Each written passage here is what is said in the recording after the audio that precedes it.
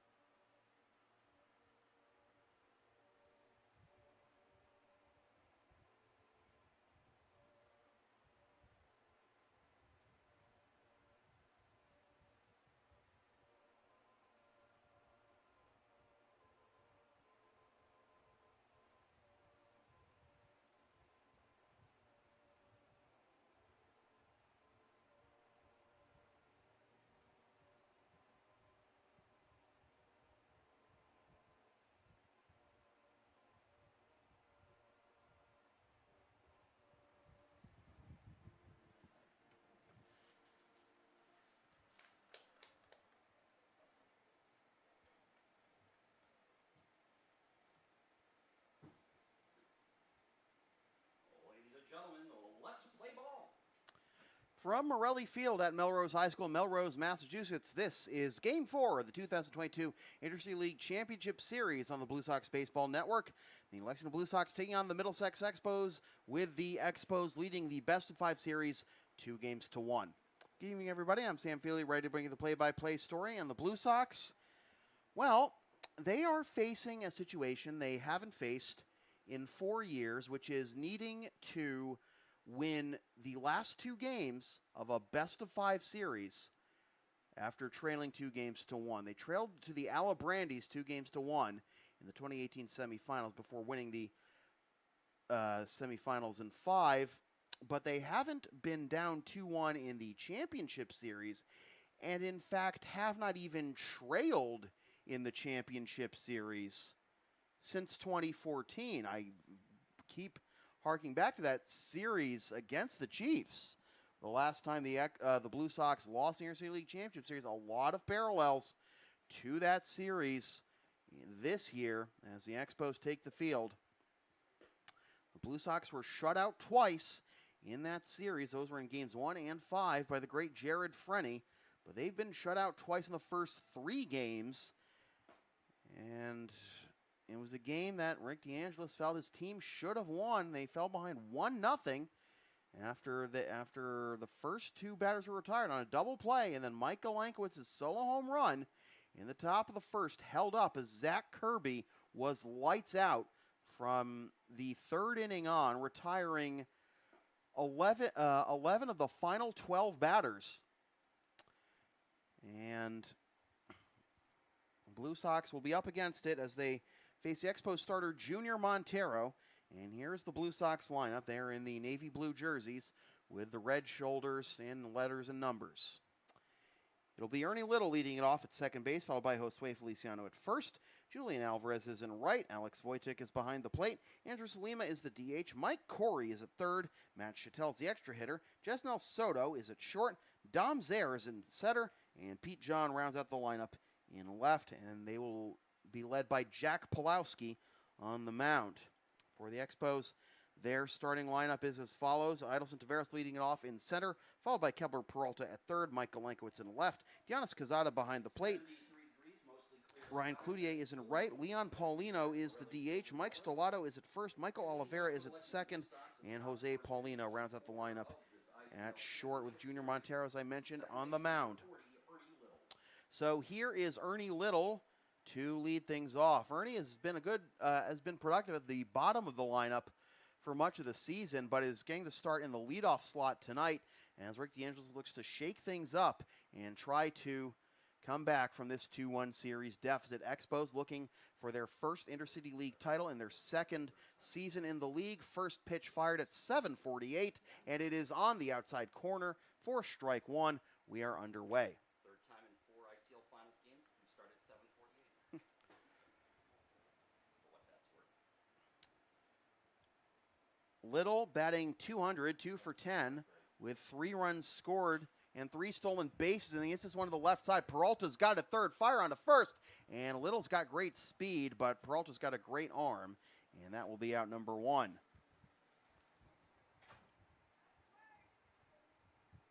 The first baseman, number 21, Josue Feliciano.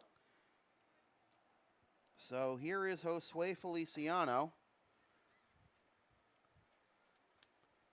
the first baseman, entering play at 7 for 21, 333 with a double and 4 RBIs on the postseason, and he takes strike one. The thing that has done the Blue Sox in this postseason is falling behind early. They have allowed a run in the first inning, at least one run in the first inning in every game this postseason, including all 3 games of the Melrose series, and Sway tried to bunt his way on. He fell down getting out of the batter's box. That's going to be a 3 unassisted out, and Sway is hurt. Oh, my God. Sway is in obvious pain, slamming the ground with his hand. And this is not a good sign for the Blue Sox. Sway joined the team in 2015, immediately became a leader on the squad with all his years behind him in Boston Amateur Baseball. And he is being helped off the field by Alex Wojcik. Oh my God! Don't know if it's an ankle or anything. Everyone's applauding him as he comes off the field. But a few years ago, there have been times when he's gotten hurt, and guys who took his place definitely stepped up. But this is not a good sign for the Blue Sox. And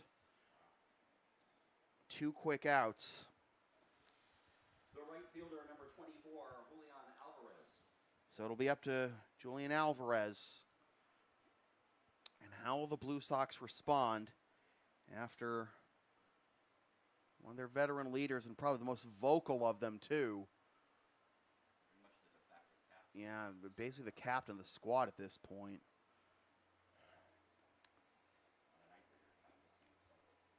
So here is Alvarez. And he takes high for ball 1. Well, if you're the Blue Sox, you have 2 choices. You let Sway's injury get into your heads, and it drags you down for the rest of the game and possibly cost you a shot at the championship. Or you say, we're going to fight for him and make this a game, make this a series, and carry it on to game 5. Alvarez 1-1. He's 4 for 15 with no extra base hits or RBIs this postseason. Struck out 5 times in 15 at-bats, and now he's behind 1. It is on the outside corner for strike 3 called. And again, the Blue Sox will not be able to take a first inning lead. The only time they took a first inning lead in this postseason was Game 2 2 nights ago. And they took a 1-0 lead against the Expos at Pine Banks. Expos came back to tie that game in the bottom of the first, but the Blue Sox ended up winning. So we go to the bottom of the first. It is the Blue Sox nothing. The Expos coming up. This is the Intercity League Championship Series on the Blue Sox Baseball Network. Batting sixth, the designated hitter, number 7, Leon Paulino. Batting seventh and playing first base, number 15, Mike Stellato. Batting eighth and playing second base, number 11, Michael Oliveira. Batting ninth and playing shortstop, number 3, Jose Paulino. And they'll be going up against the starting pitcher for the Lexington Blue Sox tonight here in game number 4. That is number 27, Jack Pulaski. The Middlesex Expos are managed by Paul Gravy.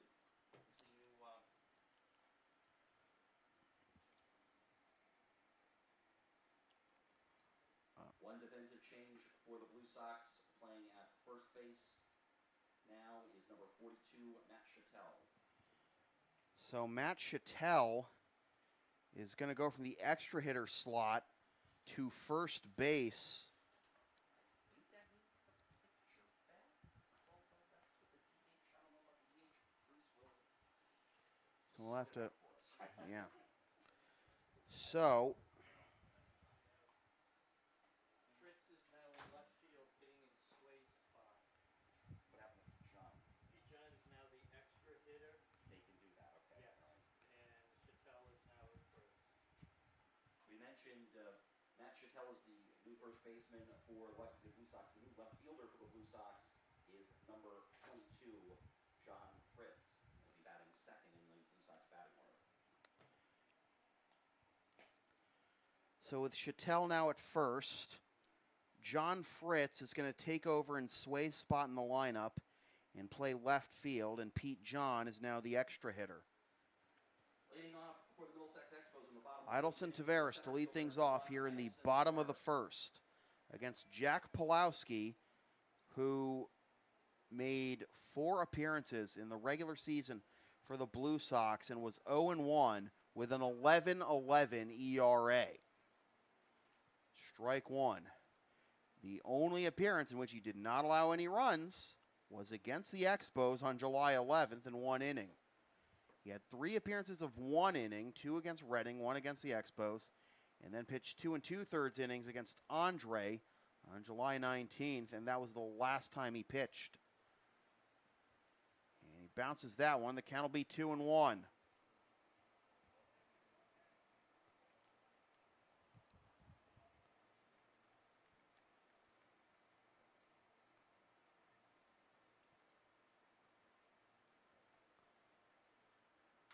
Taveras lines this one to the left side up the middle, and a diving catch by the shortstop, Jesnel Soto.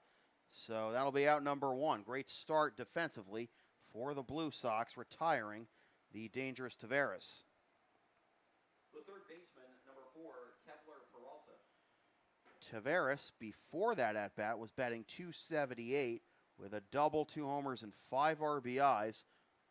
And here is the third baseman, Kepler Peralta, .350, 7 for 20 with 1 double, and 4 runs scored. 5 for 10 in this series. Hitting 500 at the finals. Strike one to Peralta, who's hitting .500 in this series.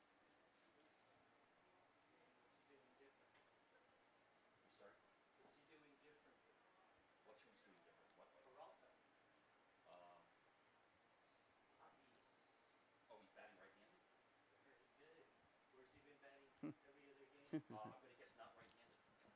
That'll be foul tip. Oh, okay. Well, that would make sense that he's a lefty, so yeah, okay.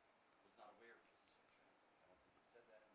Peralta, we don't see very many switch hitters in the Intercity League, and Peralta hitting from the right side with the first lefty of the series being put out there. And well, him facing his first lefty of the series, as it is now 2-2 to the Expos third baseman.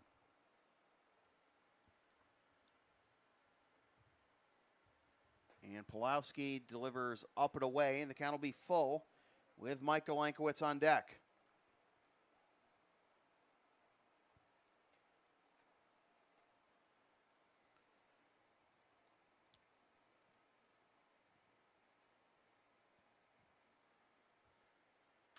This will be grounded to the left side. Oh, it takes a wicked hop off the lip of the infield grass. It would have been a routine play for Soto to throw out Peralta, but that is not a bad hop. That is a bloodbath, and it'll be a one-out single The left fielder, for number 42, Peralta. Mike Galankowitz. And here is Mike Galankowitz, but a throw over to first to check on Peralta. Here's another fun stat for you. Expos have 22 hits in this series. 13 of them will come from their 2-3-4 hitters. Peralta, Yep. Galankowitz, Posada. That's the production. That'll be inside for a ball one to Galankowitz, who enters this game at 400, 6 for 15 on the postseason with 2 homers and 4 RBIs. 2-0. 13 of the 22 hits coming into tonight by the Expos have come from the 2, 3, and 4 hitters in their lineup, Peralta, Galankowitz, and Quezada. And that hit him. So, first and second now, 1 out.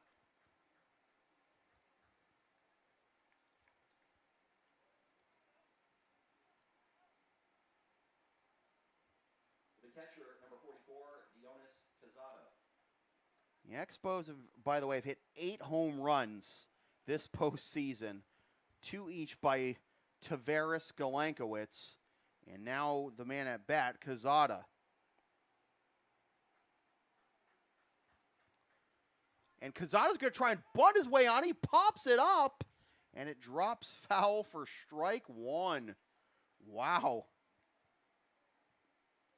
I mean, Interesting with 1 out. Quezada, the team's leading hitter in the postseason, 450 with 2 doubles and 6 RBIs, and he tries to give himself up. Actually only hitting 400 in this series. Pulowski looks at second and comes home with it. Runner takes off for third. Throw down to third, and they did not get him. The pitch was a strike.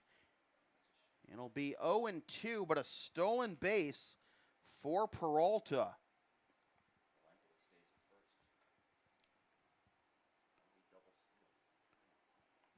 Galankowitz stayed at first. So run 90 feet away as Peralta picks up his second steal of the postseason. Was 3 for 3 in steals in the regular season. As Quezada fouls that off.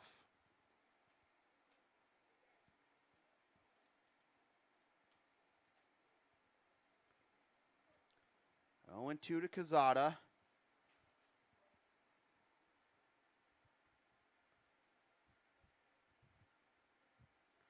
Galankowitz takes off. Throw down to second will actually be held onto by Wojtek. You thought we were going to see a double steal when Peralta took off, Todd. What I thought we were going to, well, he was trying to draw the throw. Yeah, no, exactly. But Galankowitz now the stolen base. 2 runners in scoring position. A 1-2 count. And this will be lined and caught by the first baseman, Chattel. And then he throws to second and it goes into left field. And that's going to allow a run to score. And the Expos take a 1-0 lead.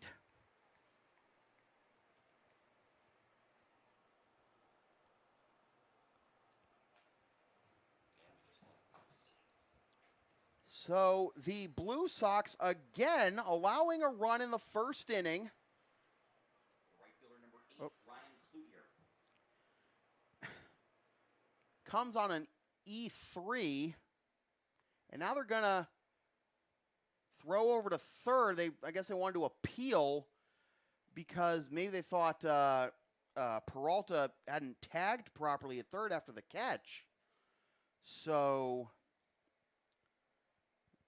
the appeal resulted in a safe call. So it's an L3 and then a run scoring on the error, so no RBI, and strike 1 as Galankowitz was taking off on that pitch. L3 on Quezada's retired. And then the E3 allows Peralta to score. 0-1 the count to the batting champion this year in the Intercity League, Ryan Cloutier. And spinning back towards second is Pulaski. No run, no advance by Galenkowitz. Cloutier batting only 200, 4 for 20 with an RBI in the postseason. And it takes another bad hop on Soto. And now Soto's slow to get up, as in to score is Galenkowitz.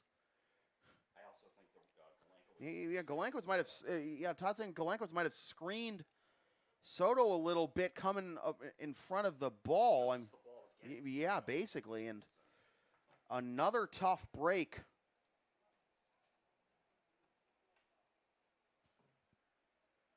for the Blue Sox as they now trail 2-0. And now, yeah, I guess you got to do it. And now we got to see if we're going to have a new shortstop, as well as having lost Sway. Yeah. Wow, what is going on? Just the whole world imploding around the Blue Sox here in the first inning.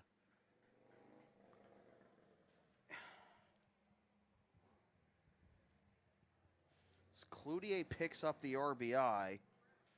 Galenkowitz in. It's 2-0.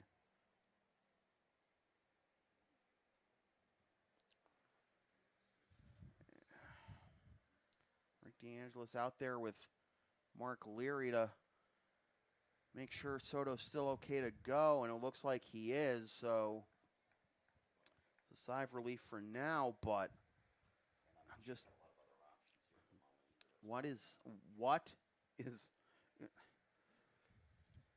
as if the Blue Sox could not face more adversity. The designated hitter, number 7, Leon Paulino.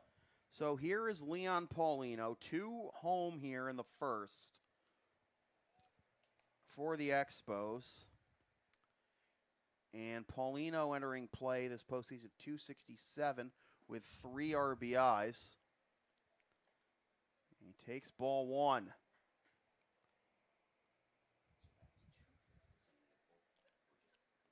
Yeah, two hits towards short, and just Soto brutalized by both plays, and which is funny considering this inning started with a fantastic diving catch by Soto. Yeah. Runner takes off, pitches a ball, and the throw is offline and into second with a stolen base is Cloutier, and the count is 2-1 to Paulino. Third steal of the inning.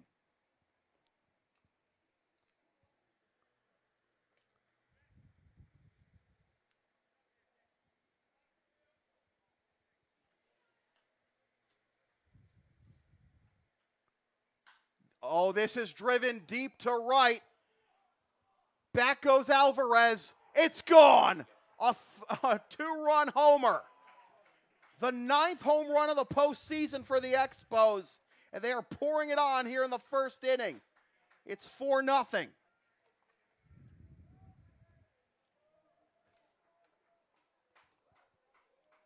that the first homer for Paulino?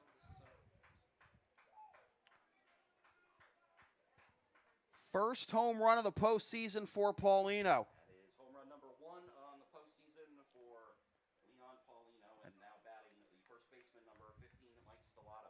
I don't think anything came through there. Once again, I don't know what's going on with the PA.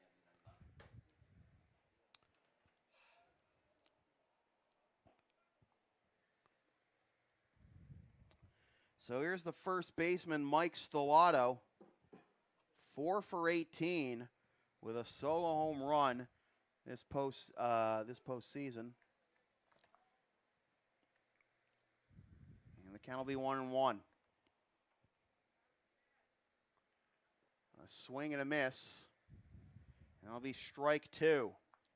So the Blue Sox surrendered 4 runs in the top of the first in game 1.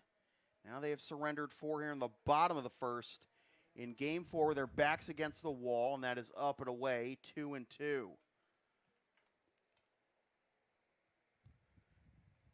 The Expos very well may do it. As that is fouled off, still 2-2. They are off to a fantastic start. And after Montero retired the side in order in the top of the first, will another Expos pitcher go on cruise control? The Blue Sox have to respond.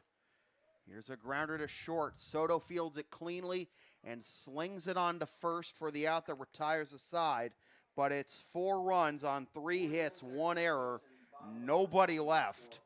After 1, it is the Expos 4 and the Blue Sox nothing. This is the Intercity League Championship Series on the Blue Sox Baseball Network. Runners left on base at the end of 1 here in Game 4 of the 2022 ICL Championship Series. It's the Middlesex Expos 4, Lexington Blue Sox nothing. Scheduled to bat for the Blue Sox in the top of the second inning. It'll be Alex Voitek, Andrew Salima, and Mike Corey. Ladies and gentlemen, for the 8th year, the Intercity League is pleased to be playing its championship series here at Morelli Field. I want to thank all the hard-working staff that help make it possible. To help support this great league, the ICL does welcome donations of any amount. Tonight you can actually drop those donations off here at the press box. Minimum donation of $5 is encouraged, but any amount is appreciated. And also team rosters are available as well. We will leave those outside the press box if you would like to pick up as rosters of both teams playing this championship series. Thank you.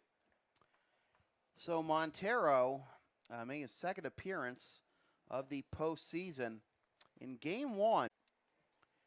In the regular season, he made 7 appearances and was 1-0 with 2 saves and a .175 ERA in 16 innings, allowed 6 hits, 5 runs, 4 earned, walked 13, and struck out 28. He made 1 appearance against the Blue Sox as Alex Voitek takes down and away for ball 1. He made 1 appearance against the Blue Sox on July 21st, and that was his longest outing of the season before that appearance against the Chiefs in Game 1, in which he got a no decision and went 4 innings, allowing no hits, but 4 runs, 3 of which were earned, with 6 walks and 6 strikeouts. And he is behind 2-0 now to the catcher, Alex Voitek.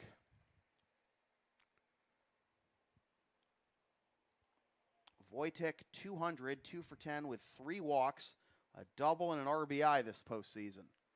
And he hits this one in the air to the left side, but that'll be fouling out of play, and the count will be 2-1. Voitek last night 0 for 3 and 1 for 7 on the series, and 1 hit being a double in Game 1.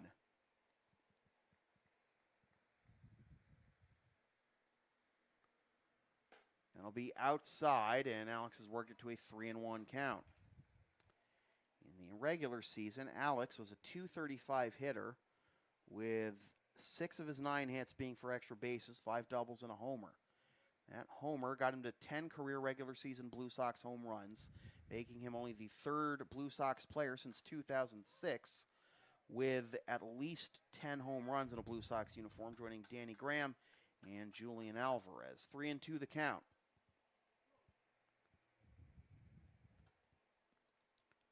This season against the Expos, Alex was 4 for 10, actually performed the best against the Expos, 4 for 10 with a walk, 3 runs scored, a double, a homer, and 2 RBIs. 3-2 pitch. And that'll be dribbled down the first base line, and that will roll foul. And we'll do it again.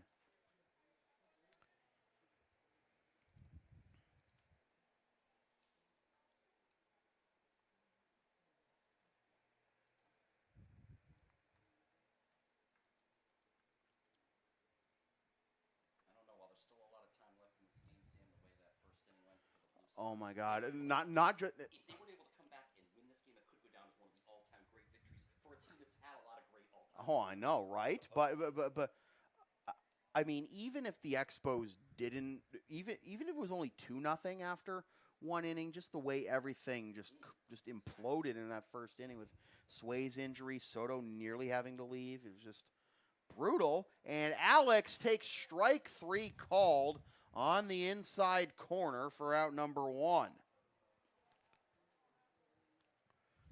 The designated hitter, number 20, Andrew Salima. So here is Andrew Salima. Salima, 353, 6 for 17 this postseason with 4 doubles and 2 RBIs. And he takes outside for ball 1.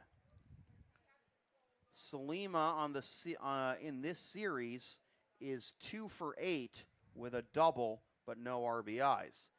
He had a double in each of the 3 games against Melrose in the semifinals. And we'll hit that one into the screen, and the count will be 1-1.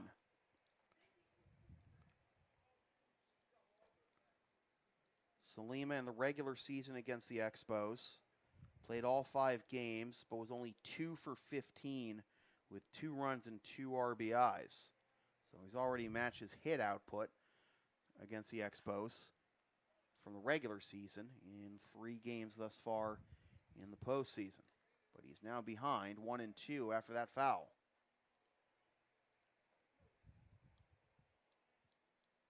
And if anybody gets on Matt Chattel, who's going to be the extra hitter, but will be getting his first plate appearance as the first baseman. And a swing and a miss, 3 consecutive strikeouts for Junior Montero, and there are 2 down.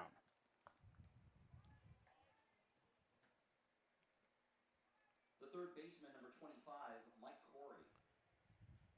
So here is Mike Corey, 1 for 9 with a walk and a run scored this postseason.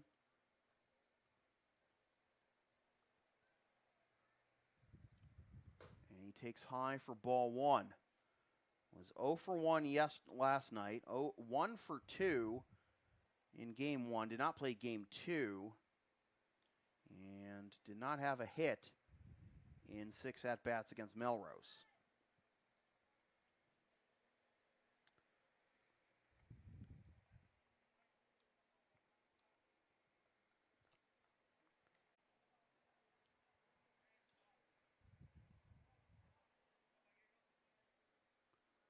Expos making a statement in the first inning, and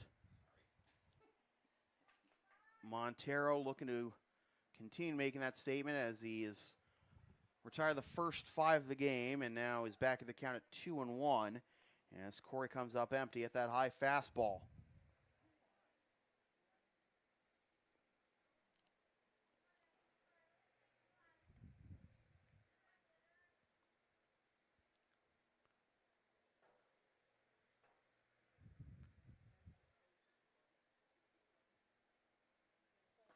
As that is on the inside corner for strike 2.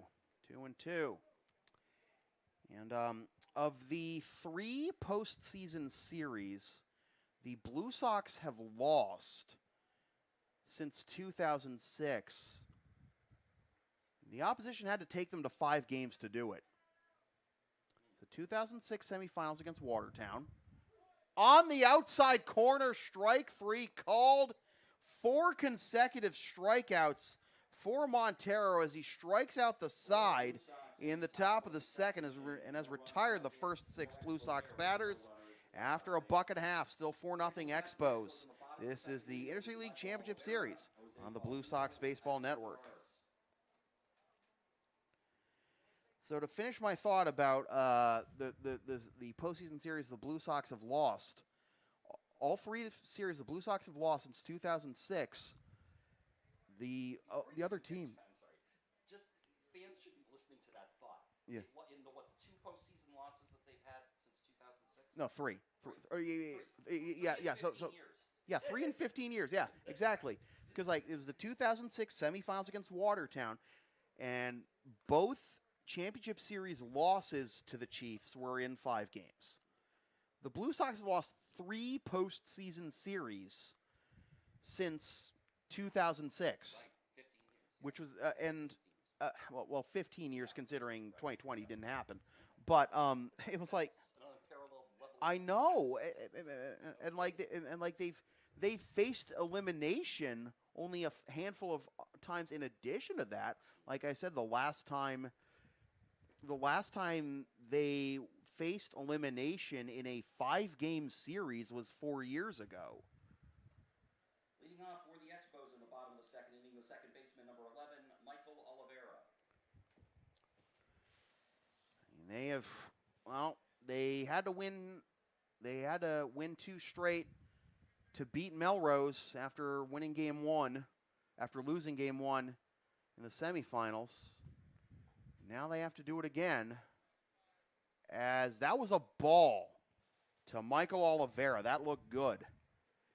And the count will be 1-0 to the Expos second baseman. Oliveira, Jose Paulino, and Idelson Taveras due up. Appeal down to first. And Oliveira is ahead 2-0. Oliveira, .294 hitter this postseason. No extra base hits or RBIs. And that catches the inside corner. And the count will be 2-1. Oliveira is 1 for 7 this series, as he swings and misses at a high fastball, and the count will be 2-2. Oliveira was 4 for 7 in the first 2 games against Andres, 1 for 10 in his last 4 games. Only finally got off the schneid last night, as this is ground to the right side. Chattel's got it, and he will scamper over to the first base bag for out number 1.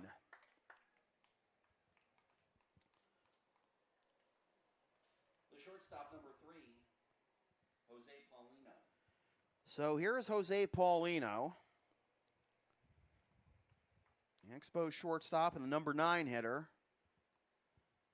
.286 with 1 double, 1 triple, and 3 RBIs, as well as 3 walks this postseason. And that catches the inside corner for strike 1. Paulino had a home run in game 1 of this series, as that is down and away for ball 1 to even the count.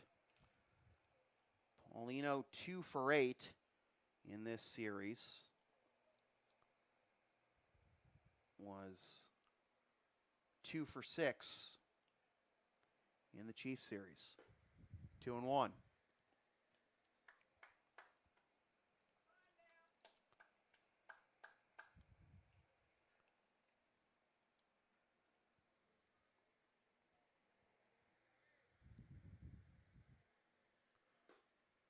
Three and 1.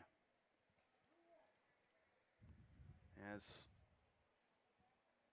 Pulaski could not get Paulino to chase the high fastball in 2-1 like he did Oliveira. And that'll be ball 4, a 5-pitch walk. And the Expos have a 1-out base runner. So the lineup turns over for Idelson Taveras, who lined out to short, leading off the bottom of the first. Number 1, Idelson Taveras. And Matty Karras is going out to have a word with Pulowski as they see how they will attack the left-handed hitting Taveras. Interestingly enough, no action for Sox. Is there? No, there is. Oh yeah, it's down there. Yeah, the Expos, when they were warming up last night, were down the right field line, but yeah. My mistake. I thought for some reason I've been seeing them at times throwing on the side here. That's why. Again, there's no bullpen out on the side.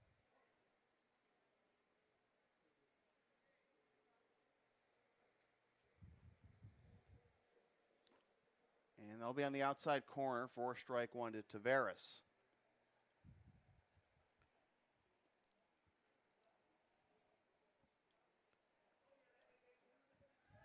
Throw over to first, and Paulino was going to be safe, and then he almost overran the bag into foul territory, but stayed on the bag. 0-1 to Taveras. And time is called.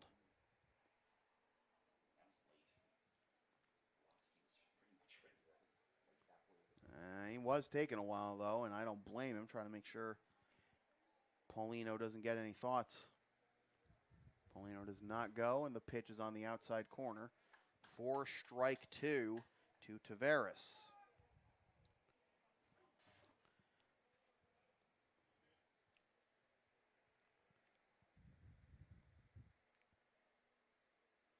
Throw over to first.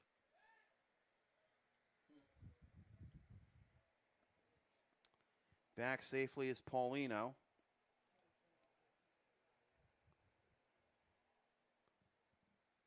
Paulino has 1 stolen base this postseason, as that's in the dirt for ball 1.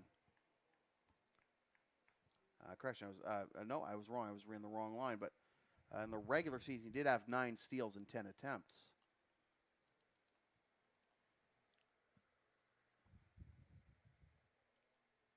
Small lead at first for Paulino. No run, and the pitch is swung on and missed for strike 3. And 2 down now for Kepler Peralta as Pulowski picks up his first strikeout. The third baseman, number 4, Kepler Peralta. Peralta singled. Moved over to second on the hit by pitch of Galenkowitz. Stole third and then scored on the error by Chattel for the first Expos run, as that is on the outside corner for strike 1.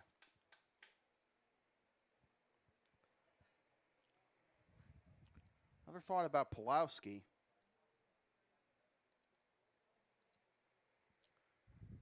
As that'll catch the outside corner again, strike 2. Mentions ERA was 11-11, and he was 0-1, 5 2/3 innings on 9 hits, 9 earned runs, walked 7, and struck out 11. So he averaged almost 2 strikeouts an inning, but had a whip of almost 3. As is a little blooper, and Chattel catches it for out number 3, and a much-needed, relatively painless inning for Jack Pulowski. And after 2 complete, Expos 4, Blue Sox nothing. This is the Interstate League Championship Series on the Blue Sox Baseball Network. One runner left on base. At the end of 2 full innings, your game number 4 of the 2022 ICL Championship Series. It's the Expos 4, the Blue Sox nothing. Scheduled back for the Blue Sox in the top of the 3rd inning. It'll be Matt Chattel, Jesnel Soto, and Dom Zaire. And so Pulowski's now through 2 innings. And that marks his longest outing of the of the season. Sorry, second longest outing of the season. I should have brought myself a Gatorade or something. I don't know. But anyways, oh, you have a spare water? Oh, that'll help certainly. Yeah. Anyways, the first 3 outings of Pulowski's season were all of 1 inning, and then through 2 2/3 innings against the Chiefs on July 19th. And again, that was his last appearance of the season.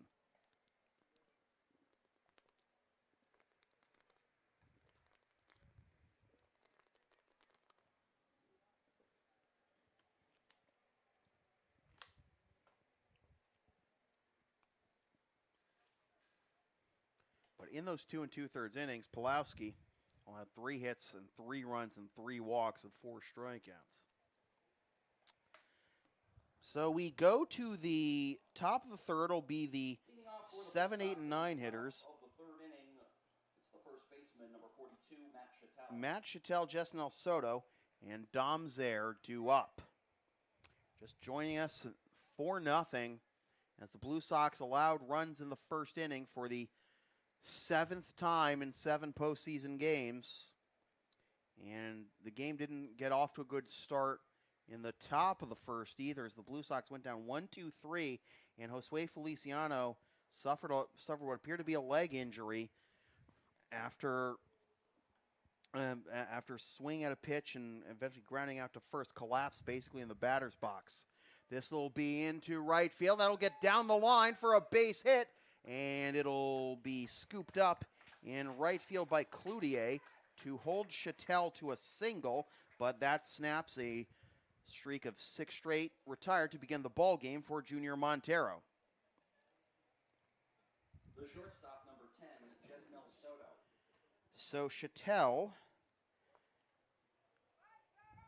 aboard to lead off the top of the third. Here's the shortstop, Jesnel Soto, and I feel like we might see him bunt here with Dom Zaire due up next, as that is a throw over to first. I mean, maybe. You got time. It's not like Soto is a slouch with the bat, though, as that is ball one. Now, Soto has only had 2 at-bats in the postseason and struck out in both, but in the regular season was a .357 hitter with 1 double and 4 RBIs in 28 plate appearances. But he comes up empty there for strike 1. He played in the first 3 games of the season for the Blue Sox and went 6 for 11 with a double. It's Redding, Malden, and Andre. But he comes up empty here, and that'll be strike 2. 1-2 the count. Soto against the Expos in the regular season was 0 for 2 with a run scored, an RBI, and a walk.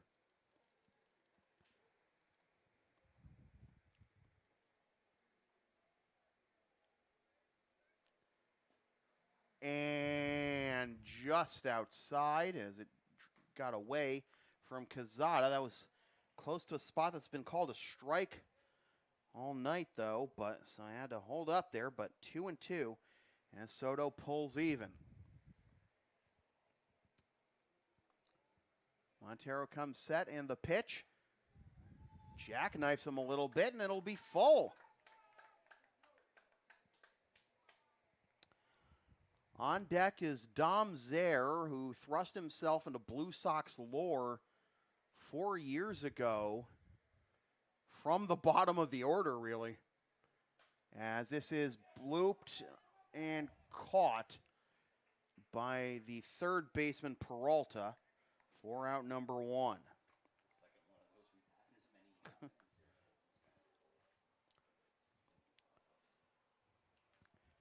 So here's Dom Zaire. And, Josue going down with that injury reminded me of how Zaire became a Blue Sox postseason hero 4 years ago. Took over in Sue's spot in the lineup after Sue got hurt. But, as they swing and a miss, a pitch down and away. 4 strike 1 to Zaire, who was 0 for 3 with 3 strikeouts last night. He now stands at .353 on the postseason. 1 for 9 this series. 1 hit in the last 4 games. 1 for 12 dating back to Game 3 against Melrose after he had 5 hits in his first 5 at-bats against Melrose in the first 2 games of that series. 6 for 17 with 2 doubles, a homer, and 6 RBIs, and Zaire in danger of going down on strikes for the 4th consecutive at-bat.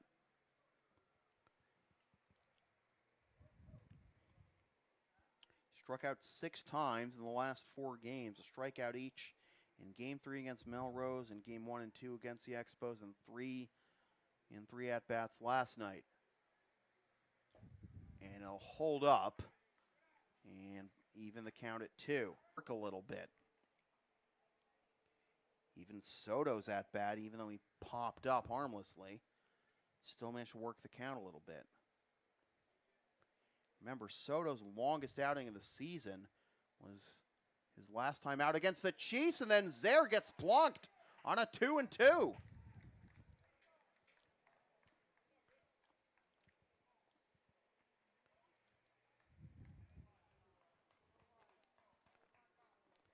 So you wouldn't imagine that, Montero, even on a good amount of rest, has a whole lot of bullets in him. The extra hitter, number 33, John.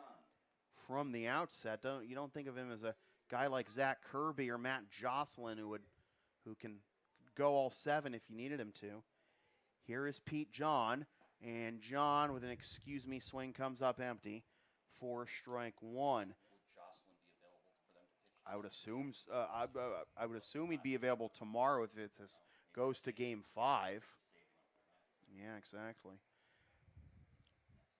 Infield playing back, and the pitch will be up and away for ball one. Pete is 2 for 5 this postseason with no extra base hits or RBIs. 3 strikeouts in those 5 at-bats, plus the 1 run. And looks like Montero wanted a fresh ball. Pete was 1 for 1 in Game 1, did not play in Games 2 or 3. And was 1 for 3 with a run scored and 2 strikeouts against Melrose in Game 1. And was 0 for 1 in Game 2 against Melrose. And that'll be on the outside corner for strike 2. In the regular season, Pete was a .256 hitter with one triple and 5 RBIs. This guy's like a veteran. Oh yeah, he's a legend in Boston amateur baseball. As he fouls this one into the screen. Mentioned before that Morgan Brown said Pete was the fastest guy he ever saw play in the Intercity League. I can't imagine anyone faster than Kyle Levine, you know. Was pretty fast. I saw Kyle Levine. Oh yeah, you and me both. And a swing and a miss. And John goes down for the 5th strikeout for Montero. And the lineup turns over for Ernie Little.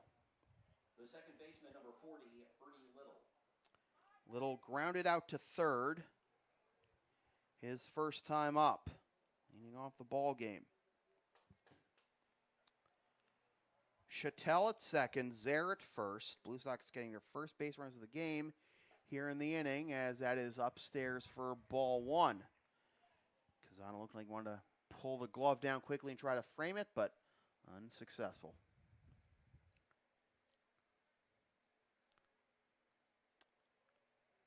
1-0 the count to Little.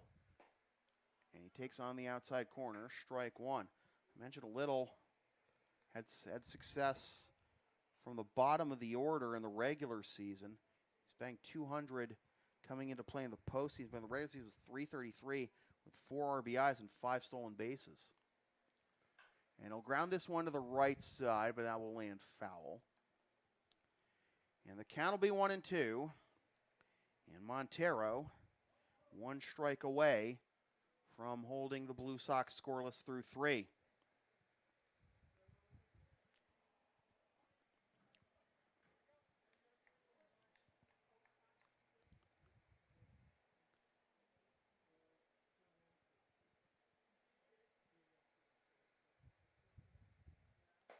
And a swing and a miss, and a pitch that was probably high and away. And that is strikeout number 6 for Montero, and the Blue Sox leave 2. After 2.5, 4-0 Expos is the Intercity League Championship Series on the Blue Sox Baseball Network. 2 runners left on base. Scheduled to match the Expos in the bottom of the 3rd inning will be Mike Valenkowitz, Dionis Cazada, and Ryan Cloutier. I was about to say, this is probably the biggest crowd we've had here in the series, particularly I noticed on the Expos side. A lot of, I wonder if they must have spread the word out through their social media. Yeah, exactly. Yeah. Clinching A possible clincher. I mean, and maybe a lot of them might not even be Expos fans. They just want to see the Blue Sox be dethroned. You know. I mean. It's like when teams are, or fans are rooting against the Patriots. Yeah, exactly. It looks like we have a new pitcher for the Blue Sox. Yeah.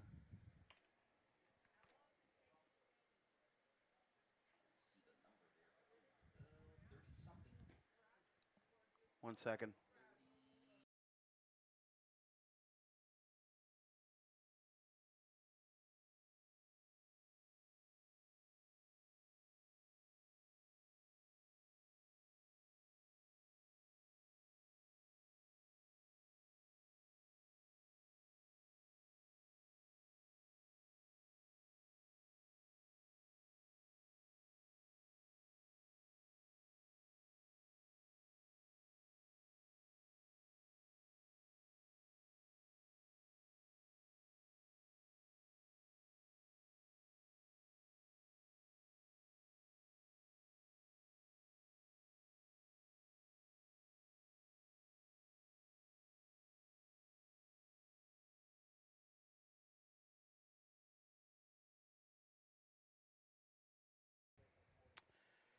So after Jack Pulowski goes the first 2 innings, it'll be Sean Mahan to take over for the Blue Sox.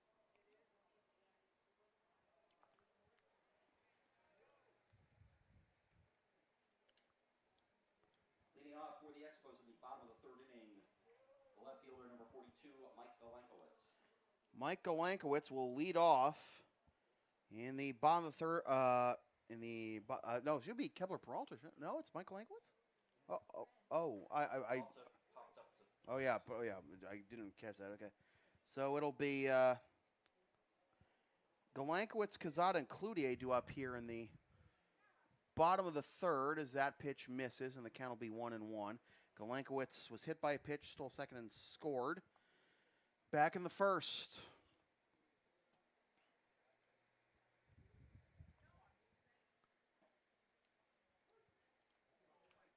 One and 2. Mahan making his 2nd appearance of the postseason in Game 2 against the Americans, as it'll be popped up, fouling out of play. Went an inning and a 3rd with no hits, runs, or walks allowed, and 1 strikeout.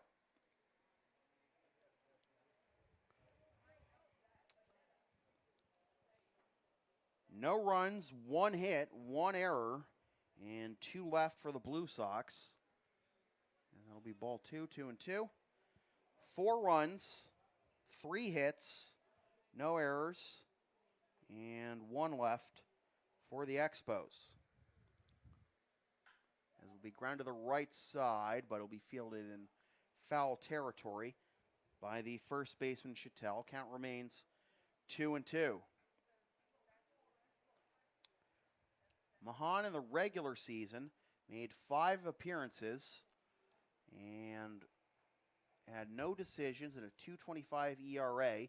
In 9 1/3 innings, allowed 14 hits, 4 runs, 3 of which were earned, walked 1, and struck out 8. Also committed 1 balk, as this is fouled off. Mahan's longest outing of the season was his last outing of the season on the 28th in that extra inning rain-soaked win against Reading. Went 4 innings, 3 hits, no runs, no walks, and struck out 4. As it'll be fouled off again.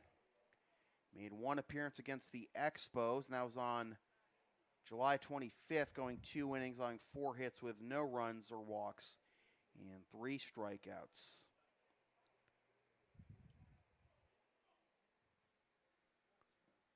As that bounces to the plate, and the count will be full.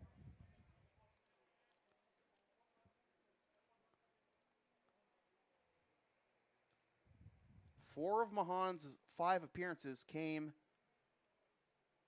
between July 15th and July 28th in the regular season. And this will be hit into center field, and that will be caught by Dominic Zaire for out number 1.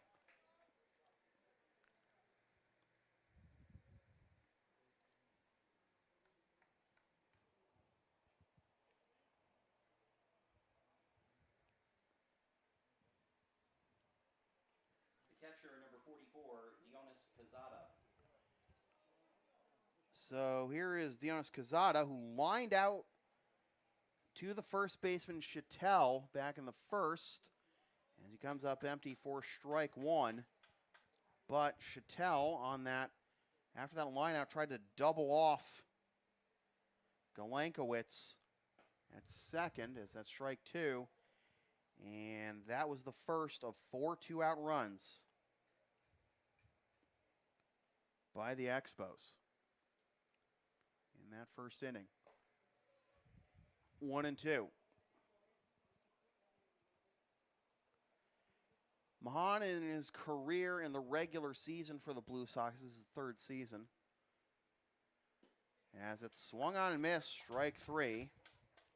And Cazada's 0 for 2, 2 up, 2 down, and that brings up Ryan Cloutier. But Mahan in the regular season with the Blue Sox, 11 appearances, a 3.26 ERA, 19 1/3 innings, 0-1 record, 28 hits allowed, 12 runs, 9 of which are earned, 1 walk, and 22 strikeouts. He allowed his first Intercity League walk on July 19th of this year, after 9 innings, not allowing a walk in 2019, and 1 appearance of 1 inning in 2021, when he also did not allow a walk.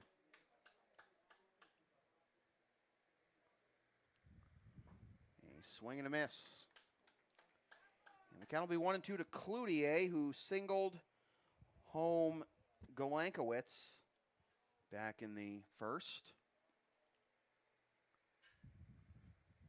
And I'll be down and away, 2-2.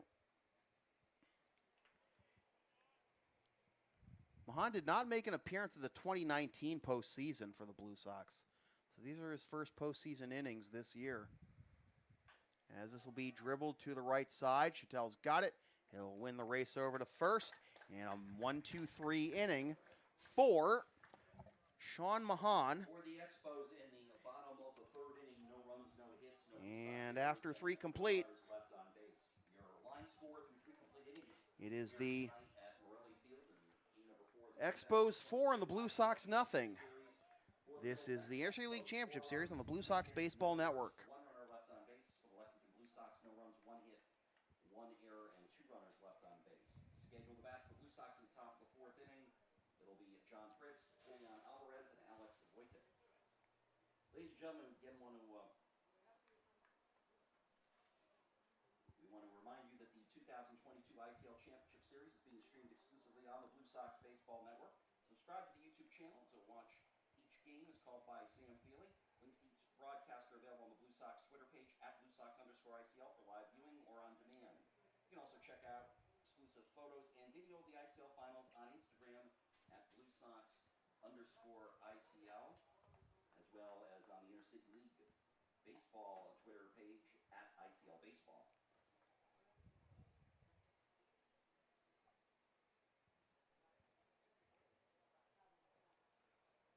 Montero's still pitching.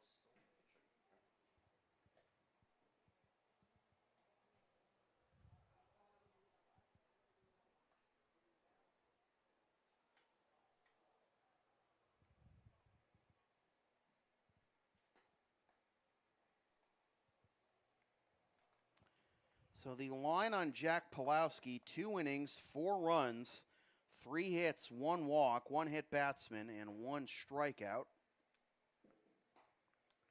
All the runs for the Expos against Pulowski coming with 2 outs in the first inning. The line out by Quezada.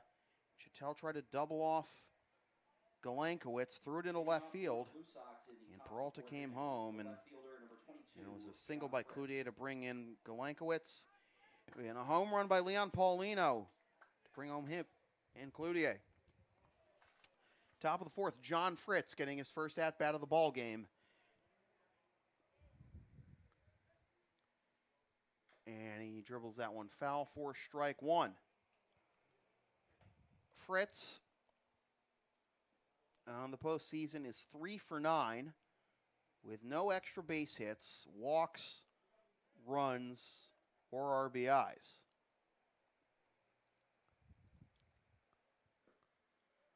One and one. In the regular season, Fritz hit .325 with 2 doubles, 4 RBIs, 5 walks, and 4 steals in 5 attempts.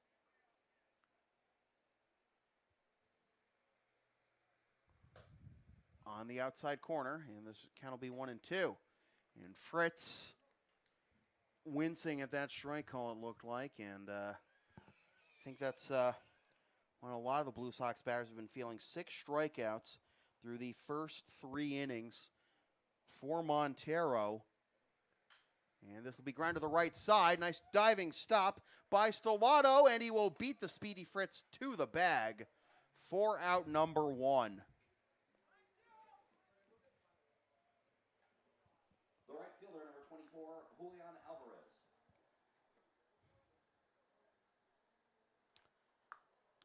So here's Julian Alvarez, who struck out To end the top of the first, he was the first of 4 consecutive strikeouts by Montero between the first and second.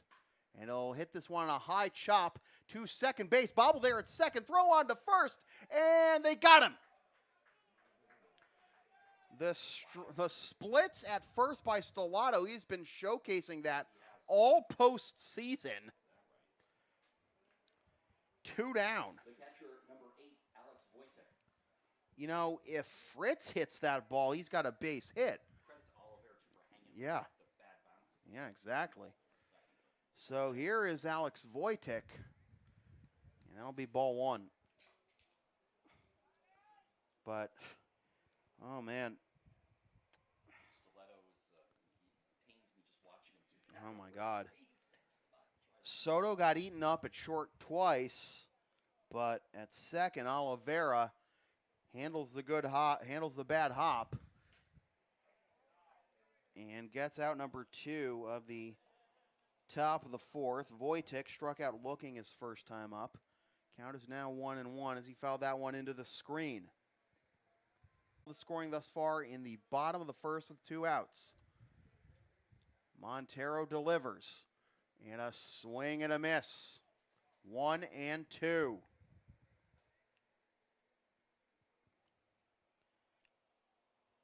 Montero looking for strikeout number 7 in his second start of the postseason.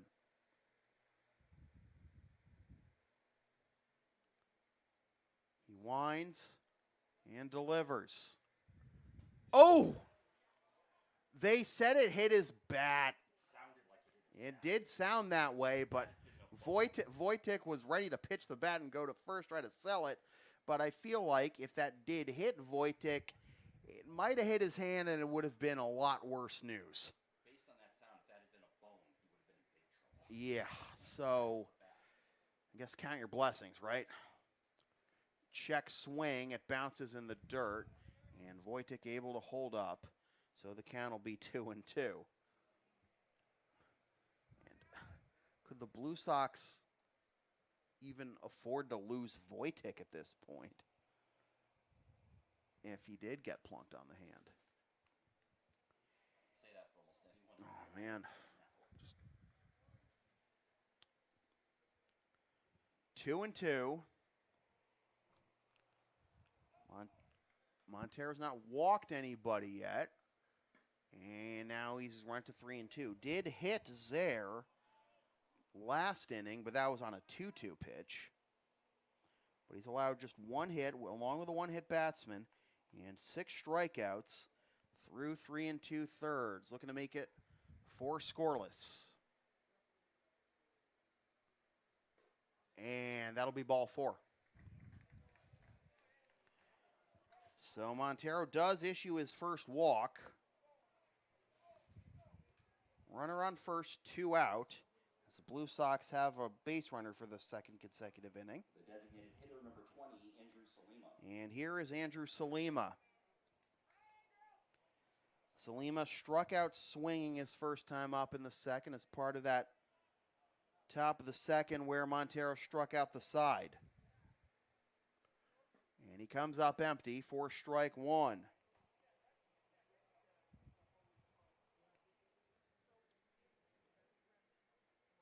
Montero did not get the win in Game 1 against Andre. The Chiefs came back after the Expos staked Montero to a 3-0 lead. And Chiefs won that game. This is into right field and down for a base hit. Wojtek will move up to second. And it's 2 out, 2 on, 2 out.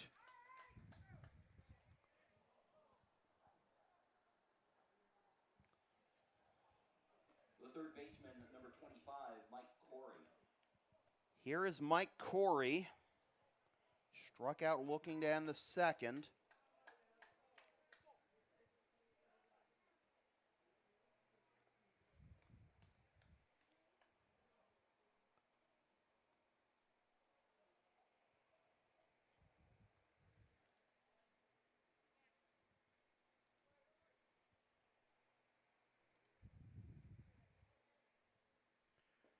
And Corey will take down low for ball one.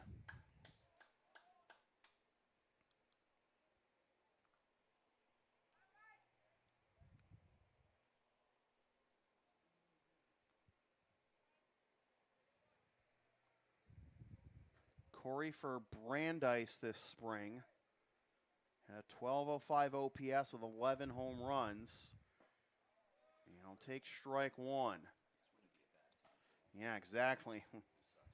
Certainly a hittable field for a guy who could put up those numbers at Brandeis. The home field of the Expos. Yeah, exactly.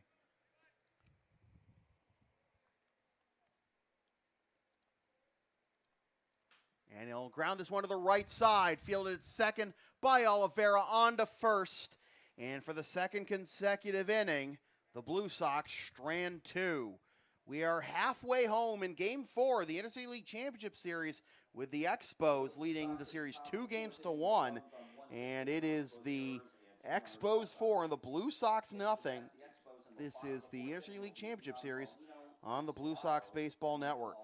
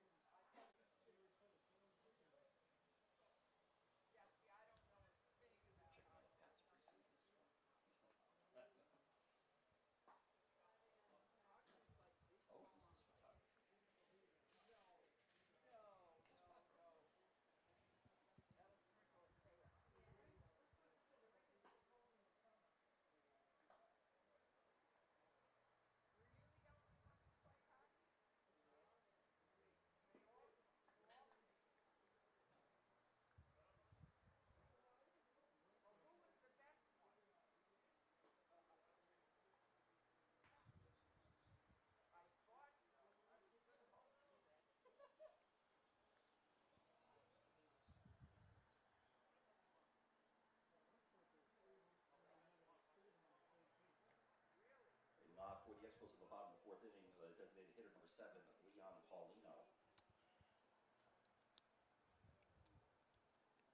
Leon Paulino, Mike Stellato, and Michael Oliveira due up for the Expos here in the bottom of the fourth as Sean Mahan deals ball one to Paulino, who hit a two-run home run.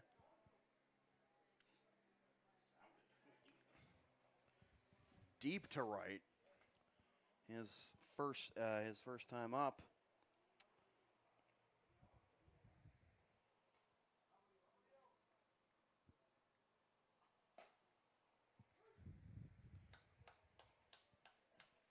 One and two the count.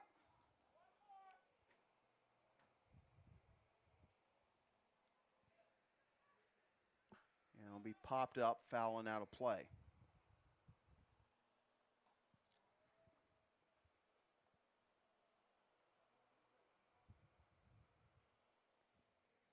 The Expos haven't had a hit since the first inning, as that'll be outside for ball two. The last hit being Paulino's home run.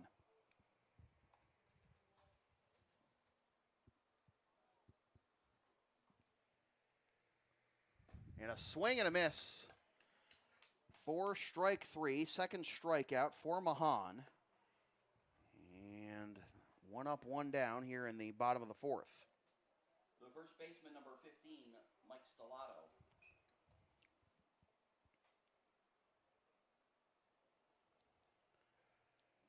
Blue Sox pitchers combined to retire 8 of the last 9, but haven't been able to crack the code on Montero. Montero's been on his game tonight. They're pitching well, but in game 1 against the Chiefs, but not nearly as well as he did tonight. 2-0 now the count to Mike Stellato, who ended the bottom of the first with a ground out to short. What was an eventful inning at shortstop for Jesnel Soto back then, as the count is now 2-1. Stellato continuing to play stellar defense tonight, as he has all postseason. And he hits this one into right center field. Back goes there, going back all the way to the wall. And it's off the wall. Zaire bounces into the fence as he picks it up. And it'll be a double for Stellato. So he's been playing well on both sides of the ball. That is the first hit since Paulino's home run in the first for the Expos.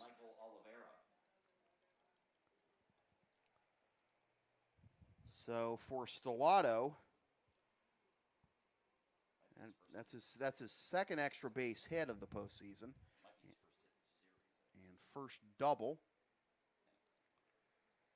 as that is just upstairs for ball one to the second baseman Michael Oliveira. Oliveira 0 for 1 with a ground out to first. For Stellato, that is his first hit of the series, and after starting the series 0 for 10. Be pop foul and out of play, and the count will leave it at 1. And 4 for 9 in the Chiefs series with a walk and a solo home run, and then really nothing to show for it against the Blue Sox except a walk last night. But now a double to his credit. This will be a slow roll to short. Soto's got it, throws on to first in time. 2 down as Stellato gets to third.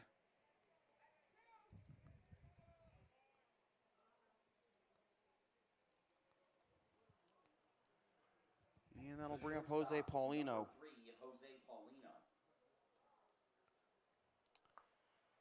Paulino had a walk his first time up with 1 out in the second. And Paulino takes strike 1 on the outside corner.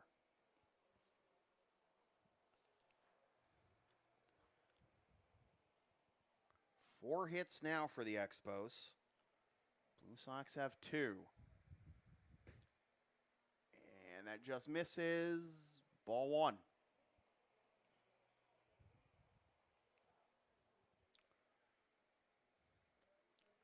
What an achievement it would be if the Expos, in addition to dethroning the Blue Sox as Intercity League champions, could you imagine if they shut them out in all 3 of their wins?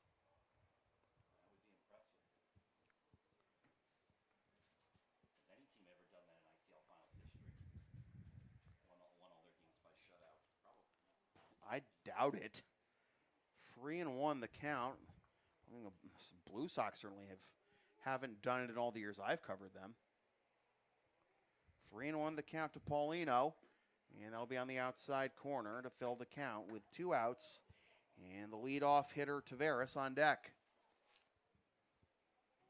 Interesting to see in the top of the 5th if Montero continues to pitch, and if so, for how long. This will be grounded up the middle. Soto gets it, throws on to first.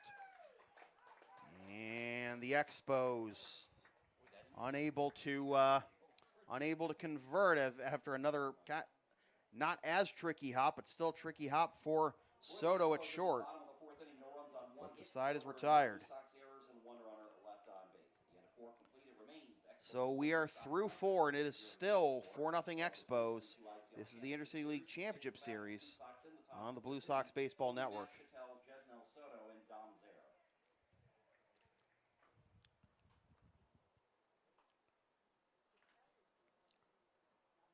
Fans, the all-time baseball game returns to St. Peter's Field in Cambridge Monday night, August 22nd at 7 p.m.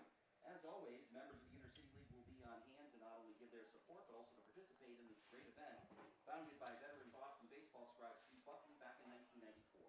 For more information about this year's game, featuring special guest Dennis Eckersley, and being played to help raise funds for Dana-Farber Cancer Research, go to oldtimebaseball.com. So, another thing to consider as we go into the top of the fifth with Soto back, with Montero back out there, the road team has won each of the first 3 games this series. So the Blue Sox have home field advantage in the series as the number 1 seed.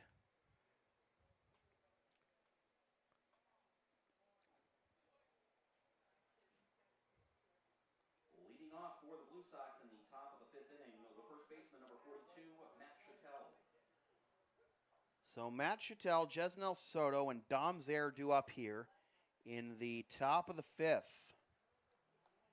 Chattel got the first Blue Sox base hit, and in fact was the first Blue Sox base runner when he singled to lead off the 3rd. But the Blue Sox left runners at first and second in each of the last 2 innings. Montero back to work, and a feeble swing and a miss by Chattel there for strike 1.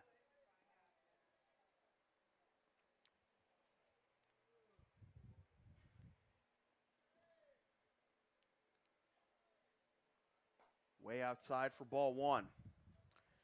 Remember, Montero's longest outing of the season was 4 1/3 in game 1 against the Chiefs last Wednesday. He is through 4 now and is not allowed to run. This will be into right field, and that will get caught by Cloutier. He was frozen a little bit, but then caught up to it, and Chattel is retired for out number 1. The shortstop, number 10, Jesnel Soto. So here is Jesnel Soto, who has settled down nicely at shortstop after the tough start defensively for him. Hoping to get on base for the first time. He popped up to 3rd, his first time up in the 3rd, as that is on the outside corner for strike 1.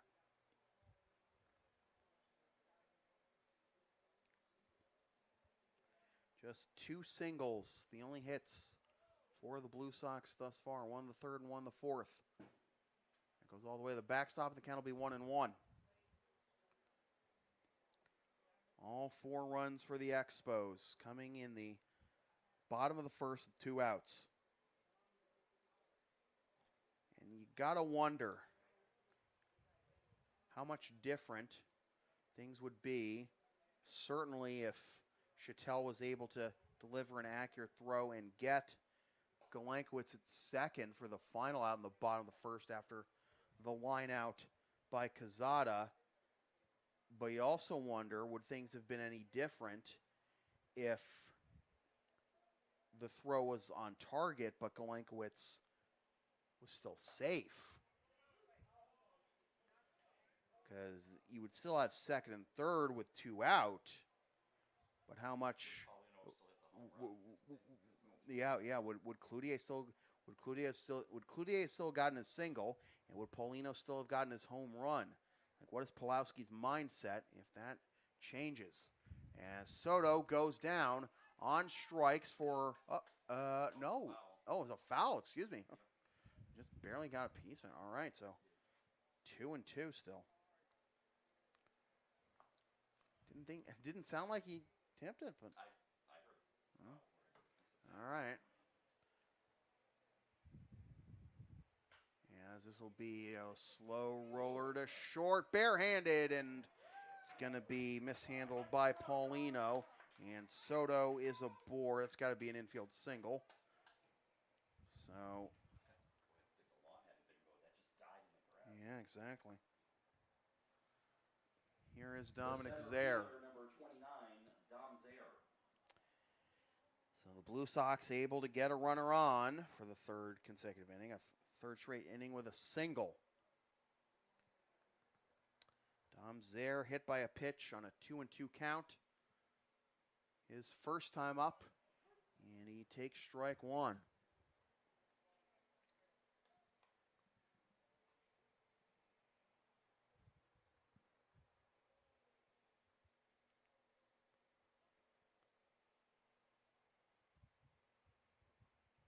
Bounces to the plate. Soto takes off for second. Throw down to second. They got him. Soto does not like the call. The Blue Sox dugout does not like the call. And most importantly, Rick DeAngelis does not like the call. And Soto's been run off.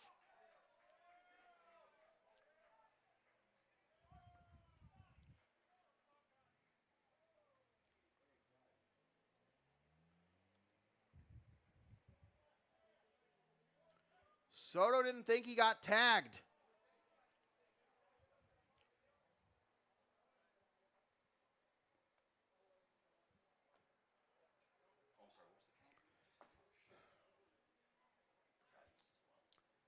One and one the count.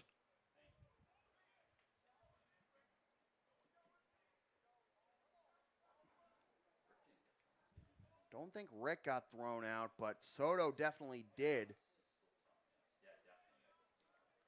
But Well, now we're going to find out who's going to play shortstop. so 1-1 to Zaire.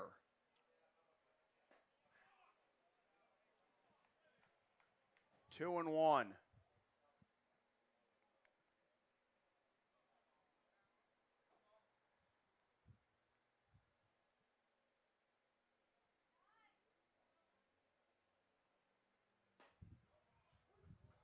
Two and two.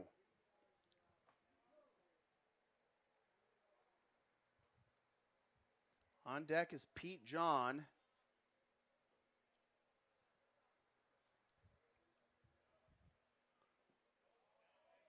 They're able to hold up, and the count is full. The Blue Sox, I mean, with your backs against the wall, I feel like Soto had to take the chance.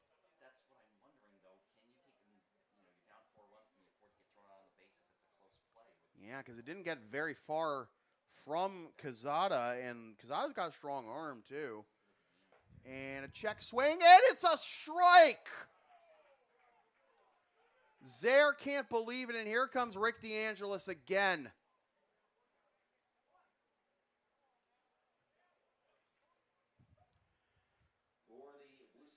So another strikeout for Montero. It's stretch time here at Morelli Field, and scheduled to bat for the Expos in the bottom of the 5th inning. It'll be Idelson Tavares, Kevler Peralta, and Mike Milankowitz. And the Middlesex Expos, with a couple of close calls,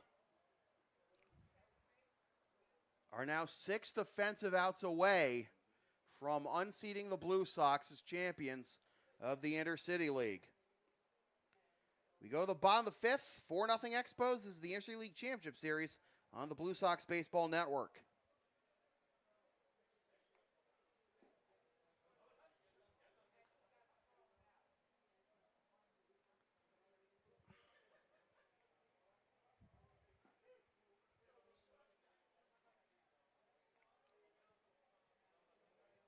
And we gotta get the defensive changes after Soto was run off. Oh, yeah. Who is the new shortstop? Who is that? Number 2?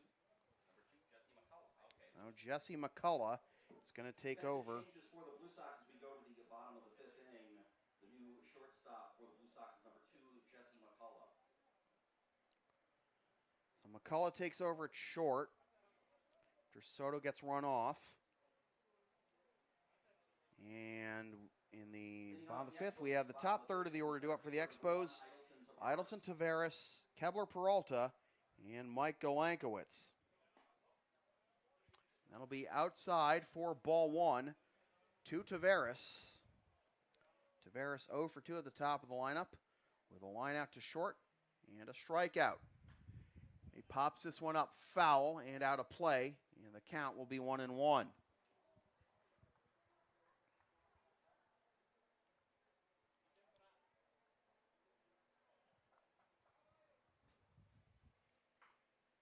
Down the third base line, but this will be picked up in foul territory by Corey, and the count will be 1-2. Absolutely hoping that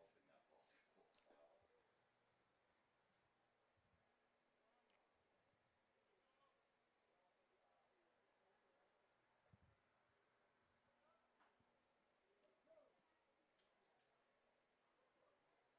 Waiting for Taveras to get back in the box here.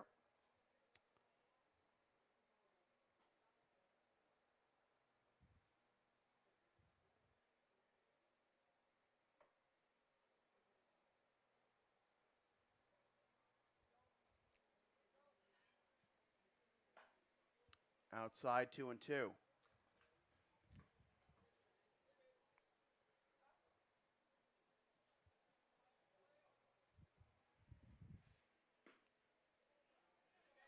Just outside. And the count will be full.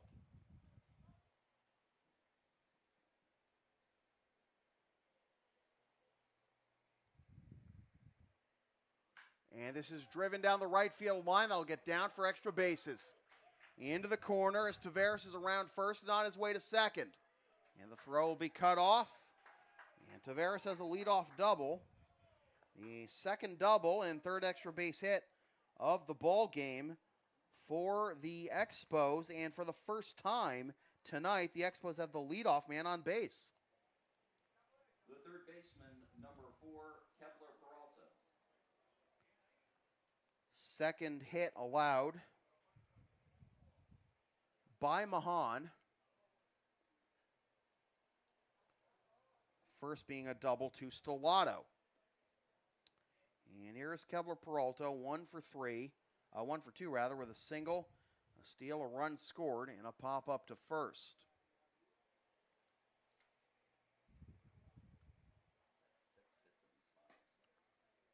As that is on the outside corner for strike 1 to Peralta.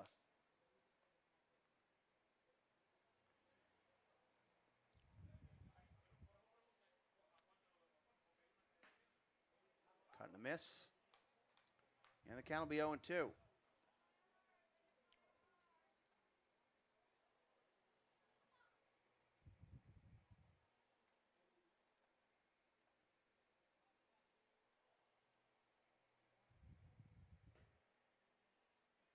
Just missed. Ball 1.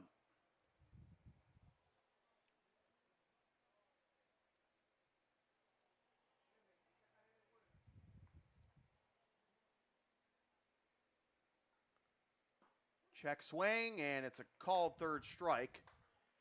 And that'll be out number 1 as Peralta goes down. That is strikeout number 3 for Mahan, and 1 down for Mike Galankowicz. The left fielder, number 42, Mike Galankowicz.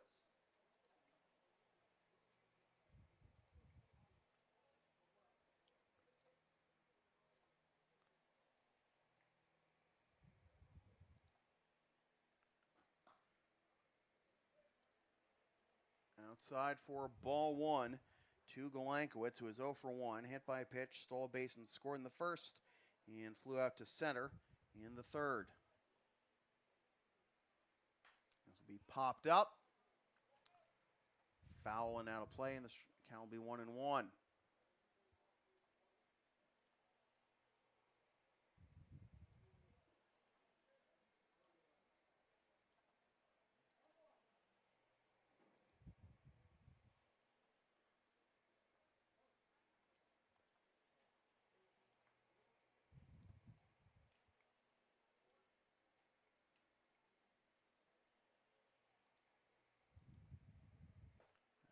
Swing and a miss. And the count will be 1-2. So, if the Expos hang on and win this game, it would mark only the 4th time since 2006 that the Interstate League Championship Series would have been decided in 4 games. As that is too far inside for ball 2. Most recent time being 2019. And the Blue Sox beat the Alabrandies in 4 games. The Blue Sox won the first 2. And the Brandies won game 3. And then the Blue Sox won game 4. Full count. With Giannis Quezada on deck.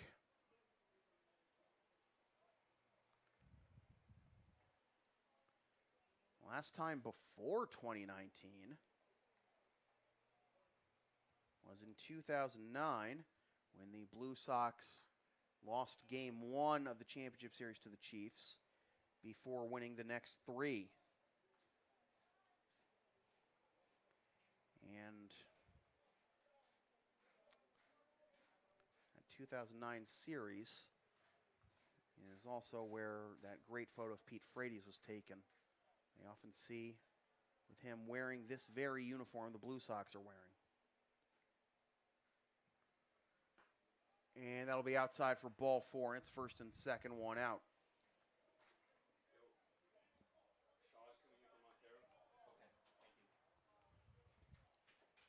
So first and second, 1 out for Quezada, as Galankowitz is aboard for the second time. And Matt Karras out to have a word with Sean Mahan, as it does look like there's someone warming in the bullpen for the Blue Sox. Apparently we've seen the last of the Montero tonight, 50.5 scoreless. Dan Shaw, I guess, is the next scheduled pitcher.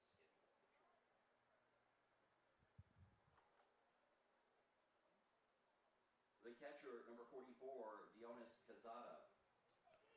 Quezada looking to get on base for the first time tonight. 0 for 2 with the line out to first and a strikeout.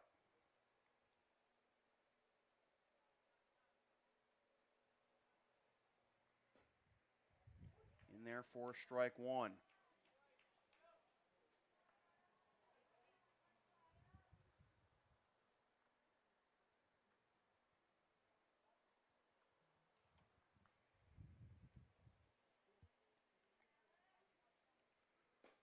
On the outside corner, strike 2.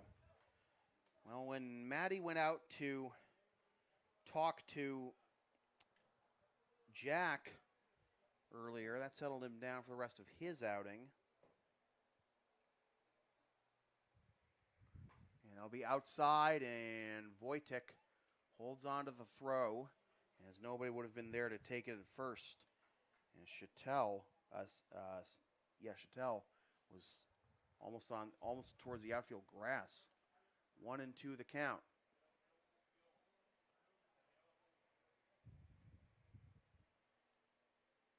And Quezada grounds this one to the left side. And the only play will be the force at third, recorded by Corey, that retires Tavares. And there will be 2 out.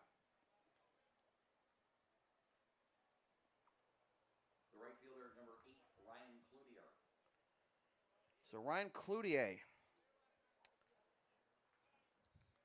try to cash in this opportunity for the Expos. Strike 1. In the top of the 6th, the Blue Sox have due up Pete John, Ernie Little, and John Fritz.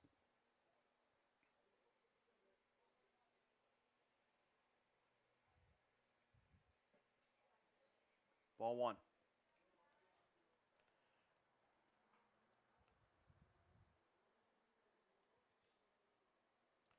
Galankowitz at second and Quezada at first. This is heading to right field. Back goes Alvarez. Looks like he's going to stay in the yard. And he makes the catch. And again, the Blue Sox able to hold the Expos at bay. I bet they wish that they could have said that in the first inning, because it is still 4-0 Expos after 5. This is the Interstate League Championship Series on the Blue Sox Baseball Network. In the bottom of the 5th inning, no runs on 1 hit. There were no Blue Sox errors and 2 runners left on base.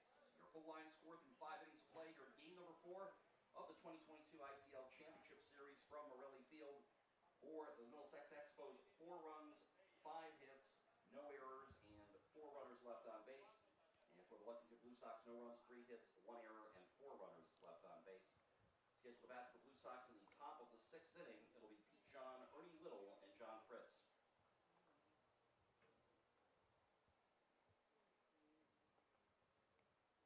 And 1 defensive change, actually a pitching change for the Middlesex Expos as we head to the top of the 6th inning. The new pitcher for the Expos is number 30, Dan Shaw. 1 change for the Expos as we go to the top of the 6th. New pitcher is Dan Shaw. Shaw making his 3rd appearance of the postseason. pitched in game 2 against the Chiefs. Went 1 inning, allowed 2 hits with no runs, no walks, and 1 strikeout. And then against the Blue Sox in game 1 on Monday, went 2 innings, allowed 3 hits, no runs, no walks, and 1 strikeout. Junior Montero in line for the win as he goes 5 innings, allowing no runs, 3 hits, 1 walk, 1 hit batsman, and striking out 7. Shaw in the regular season was 2-0 with a 3 ERA in 11 2/3 innings, allowed 17 hits, 5 earned runs, walked 4, and struck out 9. All of his appearances came between July 13th and July 24th, with 5 innings in a win against Malden on the 19th, and 5 2/3 in a win against Melrose on the 24th.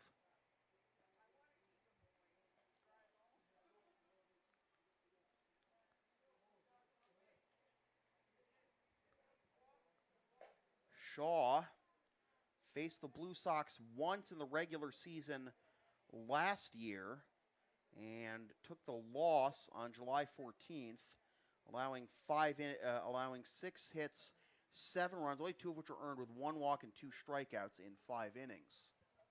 Leading off for the Blue Sox in the top of the 6th inning, the extra hitter, number 33, Pete John. Shaw did not face the Blue Sox at all in the postseason last year. But now's a chance. It's not a safe situation. Has a chance to help close it down. As that is outside for ball 1 to Pete John, who is 0 for 1 with a strikeout.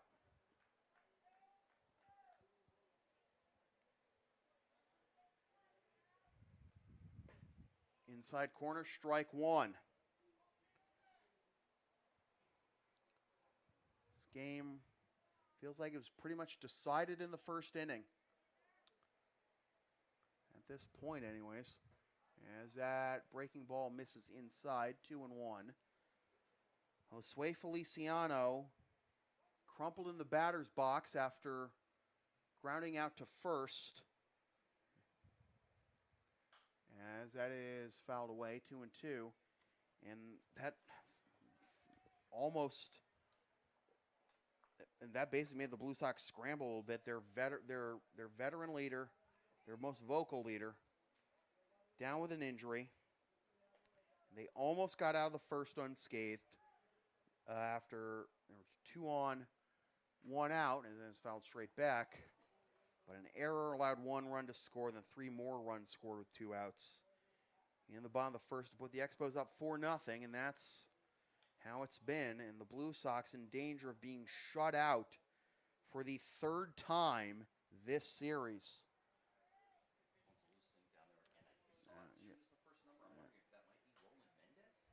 Will be fouled off. Count will remain 2-2. And there is someone warming behind Shaw down the left field line for the Expos, so maybe it won't be Shaw for 2 innings, but we'll see what happens. Another strikeout.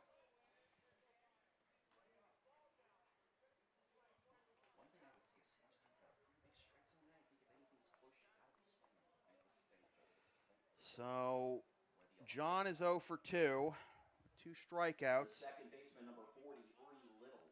And the lineup turns over for Ernie Little, who grounded out to third, leading off the ball game, and then struck out swinging for the last out of the 3rd. And he's going to try and bunt his way on. I think you got to try whatever you can to try and spark a rally. I don't blame him, but it is strike 1. And it looks like Jeff Costello is in the on-deck circle, as that is on the outside corner for strike 2. And he was probably going to pinch hit for John Fritz.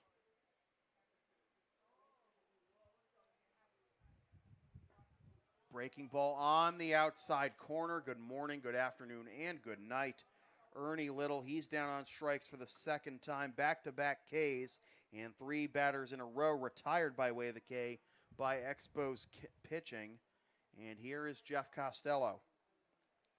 Your attention, please. Pinch hitting for John Fritz, number 9, Jeff Costello. So the third different batter in 3 plate appearances in the 2 slot in the order tonight for the Blue Sox. Feliciano grounding out to first in the first. John Fritz grounding out to first in the fourth. And now Costello behind 0-1 with 2 outs here in the top of the 6th. In the bottom of the 6th, the Expos will have Leon Paulino, Mike Stellato, and Michael Oliveira due up. 1-1 the count to Costello.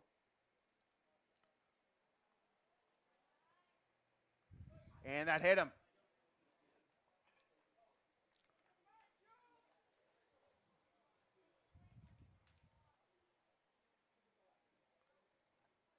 So the Blue Sox able to keep the line moving as Costello reaches. The right fielder, number 24, Julian Alvarez. And here is Julian Alvarez, 0 for 2, struck out looking in the first and grounded out to second in the fourth as he takes on the outside corner for strike 1. Costello, by the way, before that hit by pitch, was 0 for 3 this postseason with 2 strikeouts. And that is on the inside corner, strike 2. Alvarez not happy with the call.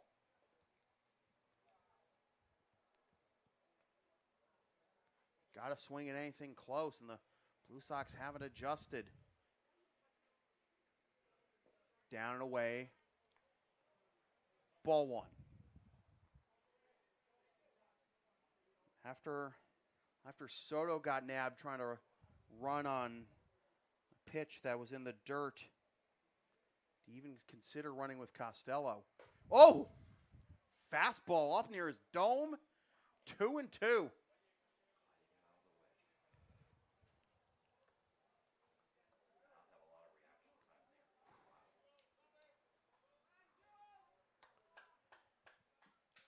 Alex Wojtek is on deck.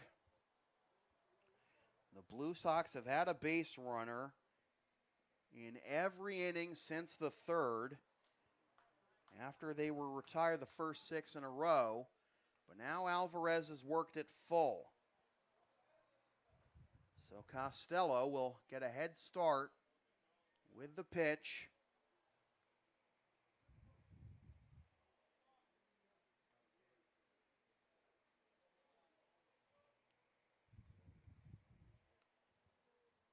Shaw comes set, and the pitch. And this is hit into center field. Back goes Taveras, backing up, and he hauls it in. The deepest hit ball of the night for the Blue Sox. Maybe the best hit ball of the night, too. And it is but a mere flyout. And the Expos 3 defensive outs away from the Intercity League title. We go to the bottom of the 6th. It is still the Expos 4 and the Blue Sox nothing. This is the Intercity League Championship Series on the Blue Sox Baseball Network.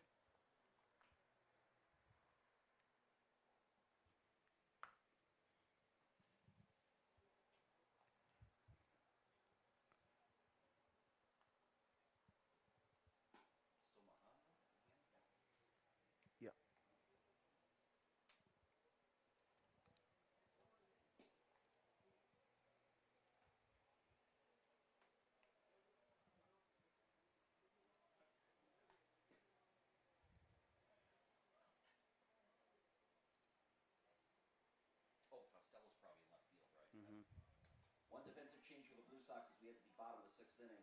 Staying in the game after pinch hitting and now in left field is number 9, Jeff Costello.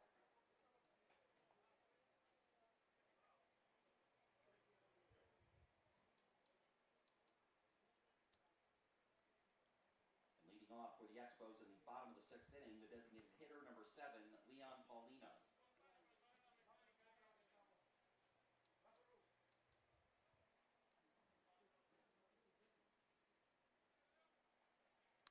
Leon Paulino swings and misses for strike one as Sean Mahan is back out there for his fourth inning of work.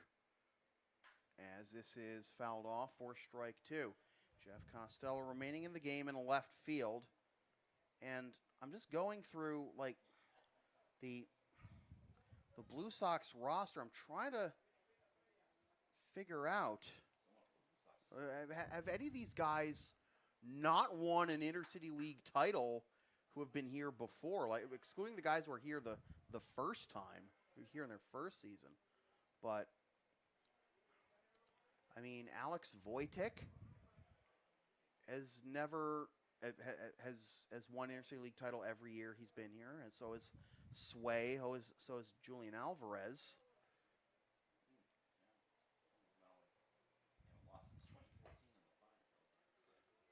And from 0-2 to 3-2.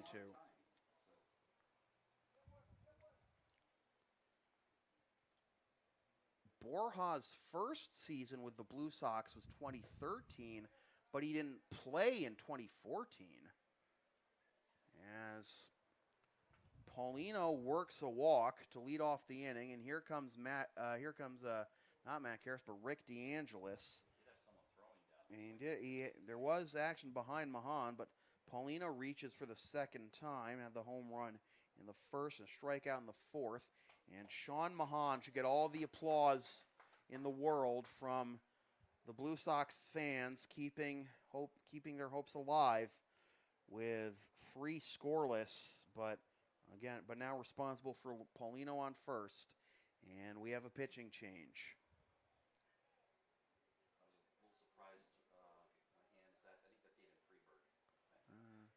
No, I don't think Aiden wears high socks. Is it 19? I was a little surprised Mahan started the inning, to tell you the truth. But I mean, I guess he was on a short leash anyway. So No, wait. no, is it? Sure, that's 19.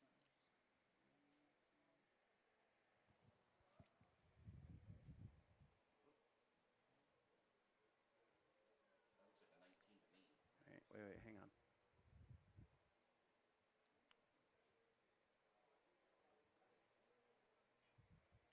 No, it's not. No, it's not. It's not even?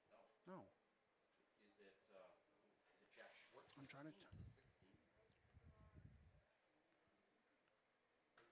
Maybe that's a 16 then. Maybe it's Jack Schwartz. Yeah, it's 16. It is. Okay, so it is Jack Schwartz.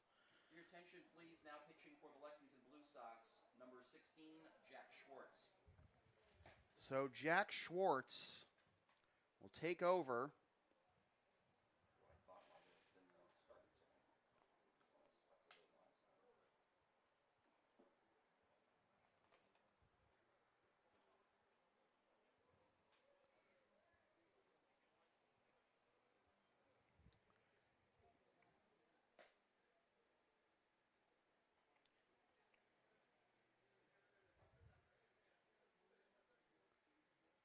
Schwartz, we were talking last night, like, would he have been the starter for tonight, considering he threw the third most innings of any Blue Sox pitcher this year? But in 5 appearances in the regular season, was 1-2 with a 6.37 ERA in 18 2/3 innings. 29 hits, 18 runs, 17 which were earned, walked 8, struck out 18, surrendered 3 home runs, hit 2 batters, threw 4 wild pitches. Made 1 appearance against the Expos in the regular season, took the loss on July 26th. 4 innings, 9 hits, 3 earned runs, 1 walk, 4 strikeouts. And has not pitched this year in the postseason. The first baseman, number 19, Mike Stellato. So Mike Stellato, first man to face him, and that is high and away for ball 1.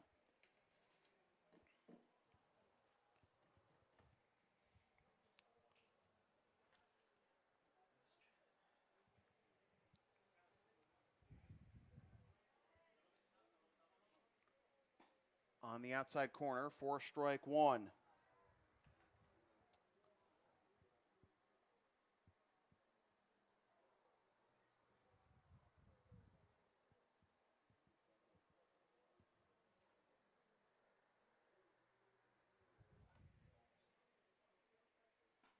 Outside, 2-1.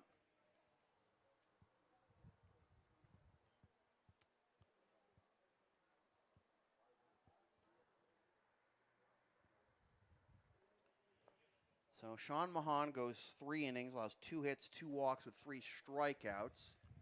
His account will be 2-2. Still responsible for the runner on first, Paulino. Just going through the current Blue Sox roster. Yeah, aside from Matt Karras, I'm pretty sure everyone on the Blue Sox roster. Another throw over first. He's back safely. I gotta. Really? I I can't remember what year Nick Godfrey's first year with the Blue Sox was. I'll check that in a second. Yeah, he might go back because that name rings a bell. Yeah, he goes back a few years, but like, yeah, that'll be ball 3.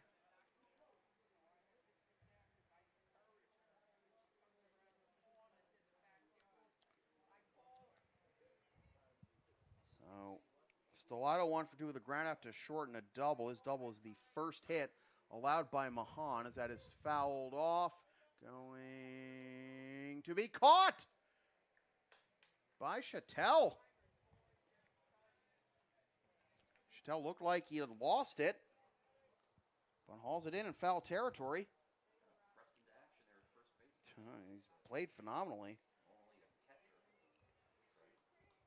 So Stellato 1 for 3, and here's Michael Oliveira. Baseman number 11, Michael Oliveira.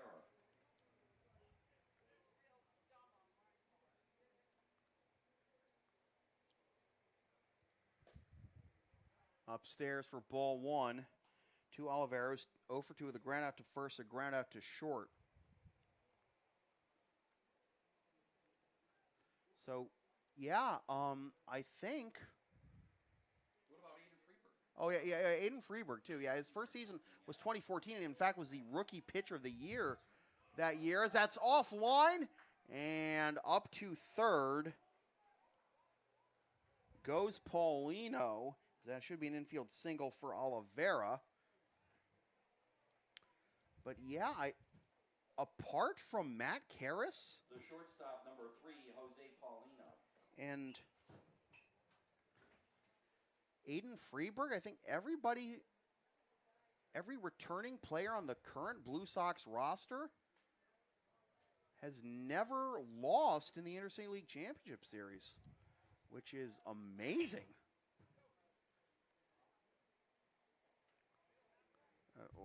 Playing for the Blue Sox, certainly. As that is on the outside corner. 4 strike 1 to Jose Paulino, who is 0 for 1 with a walk and a ground out to short. What was that first pitch ball? Yeah, 1-0. Excuse me, 0-1. 0-1. My mistake. There wasn't an error on the play allowing the run. Yep. So there is an error on the play. It's an infield single for Oliveira, but the error allows Paulino to take third. A good off-speed pitch there, and Paulino swings over the top of it, 0-2. It's really uncharted territory for much of it, for almost all this Blue Sox roster, at least in terms of the players who have been here before. Ball 1. But there's a lot of new faces on the roster this year. Keep that in mind. And maybe not winning the championship this year would be the best for them in their Blue Sox careers. As Paulino goes down and strikes. Just fire him up to start a new streak, maybe. The center fielder number 1, Idelson Tavares. So the lineup turns over for Tavares. 1 for 3, doubled his last time up. And he checks his swing, and it's strike 1. In the top of the 7th, when the Expos will be 3 outs away from ending this historic championship streak by the Blue Sox, the Blue Sox will have Alex Wojtek, Andrew Salima, and Mike Corey due up. Dan Shaw was the pitcher last inning, as that is up and away for ball one. A good job by Wojtek to haul that one in. Because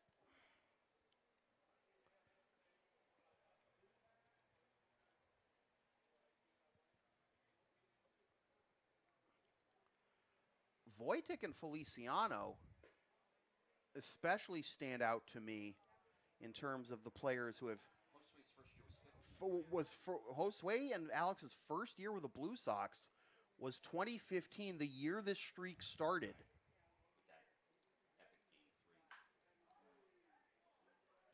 Foul ball, and the count will be 2-2. Boy,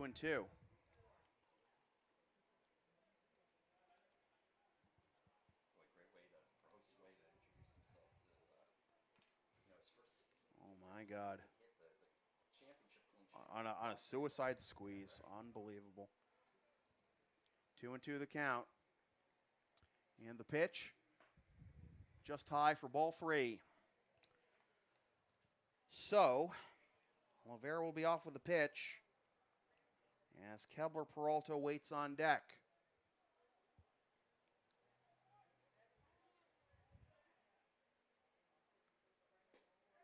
Inside for ball four.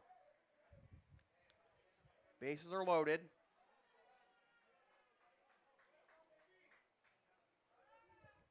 The third baseman, number 4, Kebler Peralta. And here is Peralta. 1 for 3. Singled and scored in the first. Popped up to first in the second. Struck out looking in the fifth.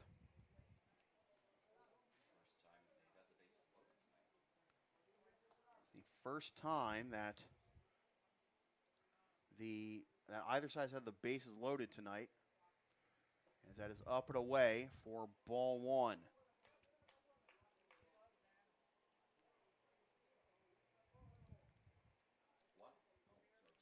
And time is called. Matt Karras going out to the mound to have a word with Schwartz. Bullpen's quiet, so Mm-hmm.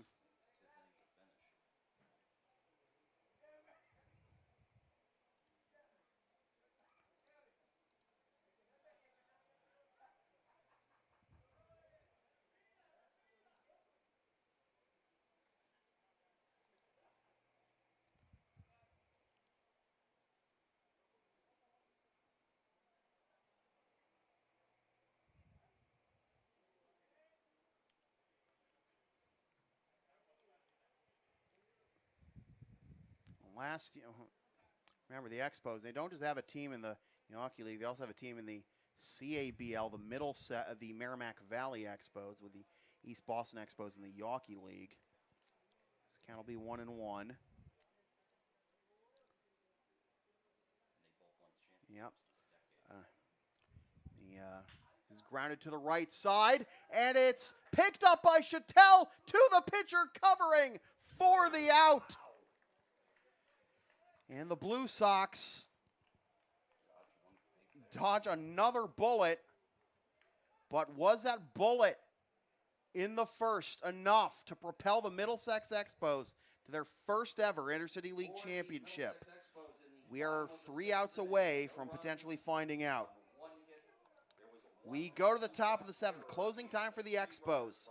It is the Expos 4 and the Blue Sox nothing. This is the... We once again want to take this opportunity to thank the City of Melrose and the Morelli Field staff for being hosts for this year's Intercity League Championship Series for the 8th time. A reminder that if needed, game number 5 of this best of 5 series is scheduled for tomorrow night, first pitch at 7:45. Be sure to follow this year's ICL Championship Series on Facebook at Intercity League Baseball, Twitter at ICL Baseball, and on the league website with full game recaps, intercityleaguebaseball.com. Score does hold up, ladies and gentlemen. We do ask that you stick around for the presentation of the Les DeMarco Championship Trophy. Well, the East Boston Expos won the 2020 Yawkey League. The Merrimack Valley Expos won the CABL for 2020 and 2021. And now the Middlesex Expos, potentially about to join that club. Leading off for the Blue Sox in the top of the 7th inning, the catcher, number 8, Alex Wojtek. Dan Shaw out there for his second inning of work. Again, it is not a save situation for Shaw. He came in when it was still 4-0 in the top of the 6th. Alex Wojtek, a man who has never lost an Intercity League Championship Series, stands in to lead things off as the Blue Sox are down to their final 3 outs of the season. Takes ball 1. He's 0 for 1 with a backwards K and a walk. And he fouls that into the screen, and the count will be 1-1. Another man who has never lost an Intercity League Championship Series with the Blue Sox, Josue Feliciano, went down after grounding out with an injury in the top of the 1st. 1-2. Both Alex and Sway have evolved into leaders of this club. A lot of new faces this year, a lot of young new faces at that. And the Blue Sox scratched and clawed and got first place, got the number 1 seed, took them basically to the final couple of games of the season to do it. But they did it, but here they are, down to their final 3 outs. And Alex takes up and away ball 2. The Expos, well, they're actually a fairly recently established club, as this is ground to the left side, deep in the hole, and it's through for a base hit. So Alex reaches on a single, leadoff man aboard.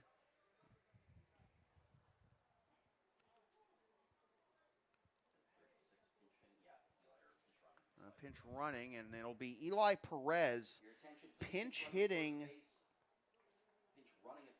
Pinch running, excuse me. 36, Eli Perez, now batting for the Blue Sox, the designated hitter, number 20, Andrew Salima. So Perez pinch running for Wojtek at first. Here is Andrew Salima. Struck out in the 2nd, singled in the 4th, and takes strike 1. Feliciano went down with an injury in the 1st. Soto was thrown out after arguing being tagged out at 2nd, as this is popped up down the left field line, and it drops, and the throw is offline, and now it goes into foul territory. They could have forced Perez at 2nd, and then the throw to 2nd was offline, and now everybody is safe.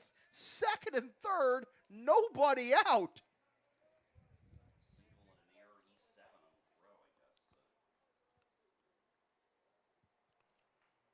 I mean, if Perez did get forced at 2nd, I wouldn't blame him, because it was a tough spot down there.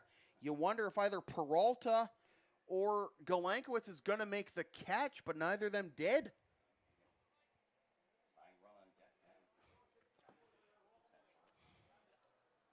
The 3rd baseman, number 25, Mike Corey. So here is Mike Corey.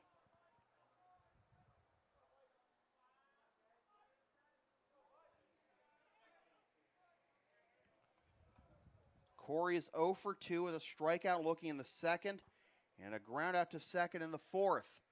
And he hits this one foul into the screen for strike 1. Would this go down as one of the all-time greats? Not yet, Todd. I'm just saying. Well, I'm just asking. Oh, God. I mean, we'll have to see. Yeah, right. 2nd and 3rd, nobody out. And is that Ryan O'Rourke getting his legs stretched down there? As this is fouled the other way, and the count will be 0-2. Too late on that one for Corey. Notice the infield is not playing in up 4. Why would you, though? Right. Yeah, take the out. Yeah, exactly.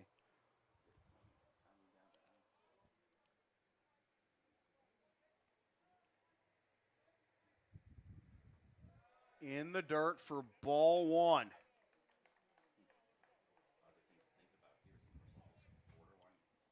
More action warming down the left field line for the Expos with Perez at third and Salima at second. Shaw comes set, and now time called. And it looks like the time's called by Quezada, and now he's going to go out to have a word with Shaw.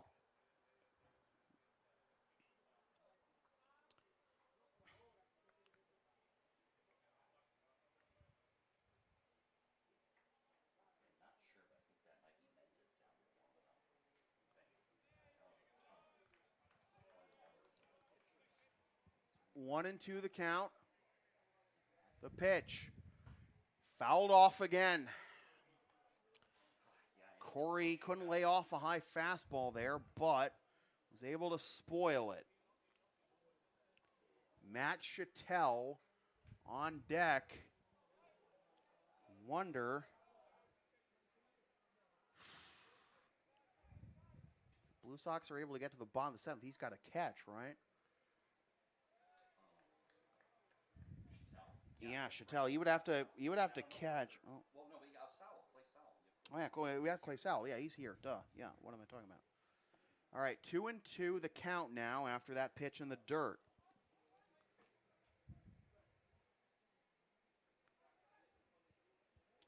Outfield playing no doubles. And this will be popped up into foul territory. Quezada coming over, ditches the mask, and makes the catch for out number one.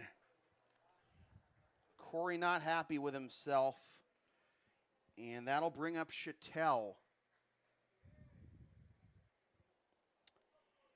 Chattel had the first hit of the game for the Blue Sox, leading off the third. 42, Matt Chattel. And then flew out to left, leading off the fifth.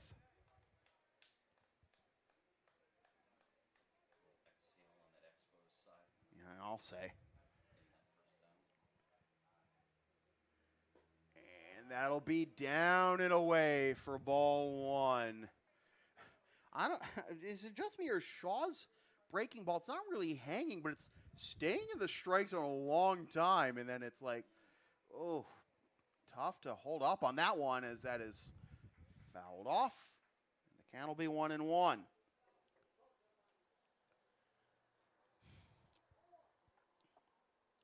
The Blue Sox have had base runners now in 5 consecutive innings, but they have left 2 runners on. They left 2 runners on in the second and the fourth. They have 2 on here as Chattel comes up empty, 1-2 on a high fastball. This is the first time, by the way, the Blue Sox had the first 2 aboard with nobody out. Just figured out who that was down in their pen. It's Sean Carlson, 21. All right. Sean Carlson warming for the Expos. Dribbler down to third, and they will concede the run as the throw goes to first. And now up to third after the throw was released is Salima. It's 4-1. Perez in to score. Salima to third. And 2 down, runner at third, and the Blue Sox down to their final out. The shortstop, number 2, Jesse McCullough. So Chattel picks up the RBI on the 5-3. And here is Jesse McCullough. Took over defensively after Soto was tossed, arguing being thrown out at second. And he takes ball 1. Ball 2.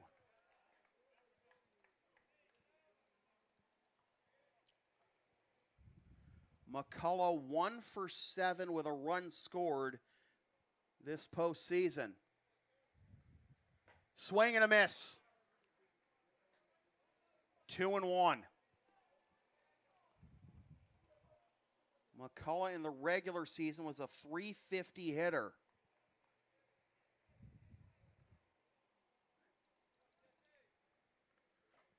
Fouled off. And the Blue Sox down to their final strike of the season. McCullough only played on the regular season against the Expos, was 2 for 6 with 2 runs. 2-2. High for ball 3. Dom Zare on deck.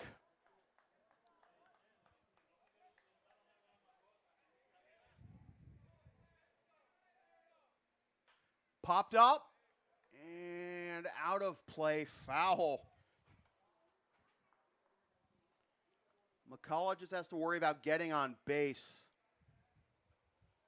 You can't tie the game. You can't even give the Blue Sox the lead right now. You just got to get on base and give Zare a chance. With Salima at third. Swing and a miss!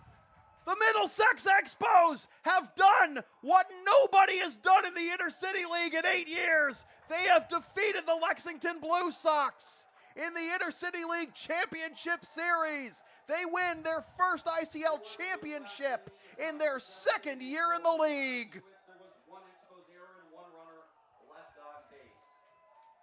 Ladies and gentlemen, congratulations to the Middlesex Expos, 2022 Intercity League champions. The Lexington Blue Sox historic, unprecedented streak of 6 consecutive Intercity League titles comes to an end, but it is still a Previously competing in the Yankee League for 10 seasons as the East Boston Knights. Middlesex Expos are one of 3 I'll let other teams Todd. from the Expos Baseball Club franchise, along with the East Boston Expos of the Yankee League and the Merrimack Valley Expos of the Commonwealth Amateur Baseball League. With tonight's victory, all 3 of those teams have now won championships this decade in their respective leagues. Congratulations to the Middlesex League Expos. Please stay with us, ladies and gentlemen, for the presentation for the 6th time of the Les DeMarco ICL Championship Trophy. So the unprecedented streak of 6 consecutive ICL championships comes to an end for the Blue Sox, but it is still an ICL record, and their 16 titles still an ICL record.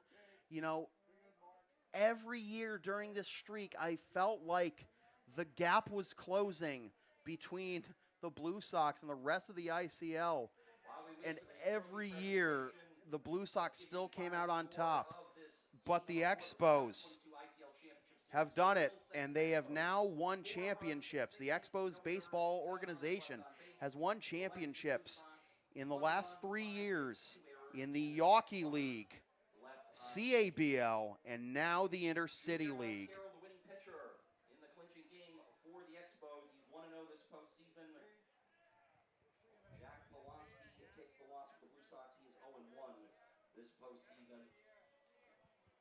As the Expos win this best-of-5 series, 3-1. There was 1 home run tonight. It was hit by Leon Paulino of the Middlesex Expos. It came in the first inning, his first of this postseason, with 1 runner on base. And the final time of tonight's game was 2 hours and 13 minutes.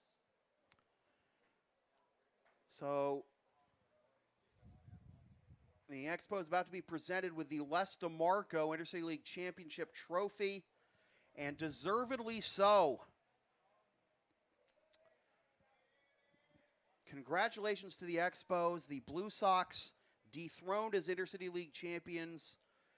Just a phenomenal season, a lot of new faces, and like I said, I think the Blue Sox will be, I think the younger, newer Blue Sox players will be better for it as their Blue Sox careers continue. So, Bruce Hack and Kevin Burgoyne about to present the Les DeMarco Trophy to the Middlesex Expos.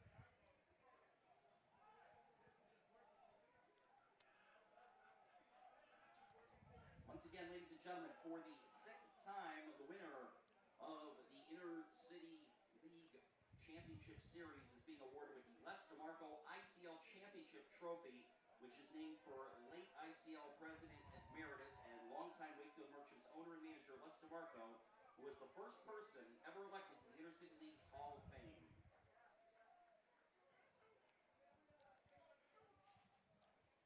I'll Trophy lists all the ICL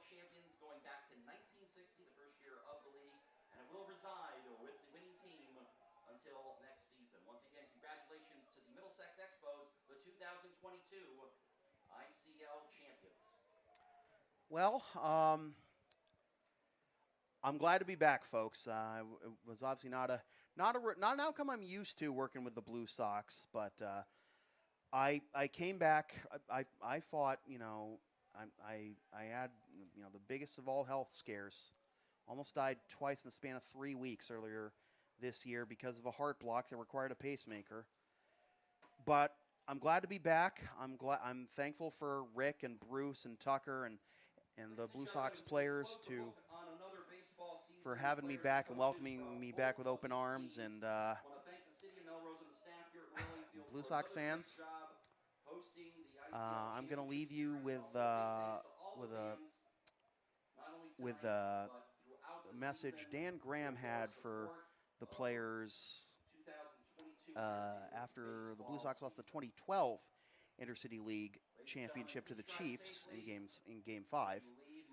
All he had to say was, "When's the next practice?" And Blue Sox, well, when is the next practice? I don't know, but they'll be back. I'll be back, and I hope you'll be back. So, thanks again for watching this presentation of the Intercity League Championship Series here on the Blue Sox Baseball Network. The winning pitcher, Junior Montero. The losing pitcher, Jack Pulowski. No say. What was the time of the game again? 2 hours, 13 minutes. And the final score, the Middlesex Expos 4 and the Lexington Blue Sox 1. And the Middlesex Expos win the 2022 Intercity League Championship Series 3-1 and claim their first ever Intercity League Championship. From Morelli Field at Melrose High School, Melrose, Mass., my name is Sam Feely. Thanks for tuning in, and we will see you next summer.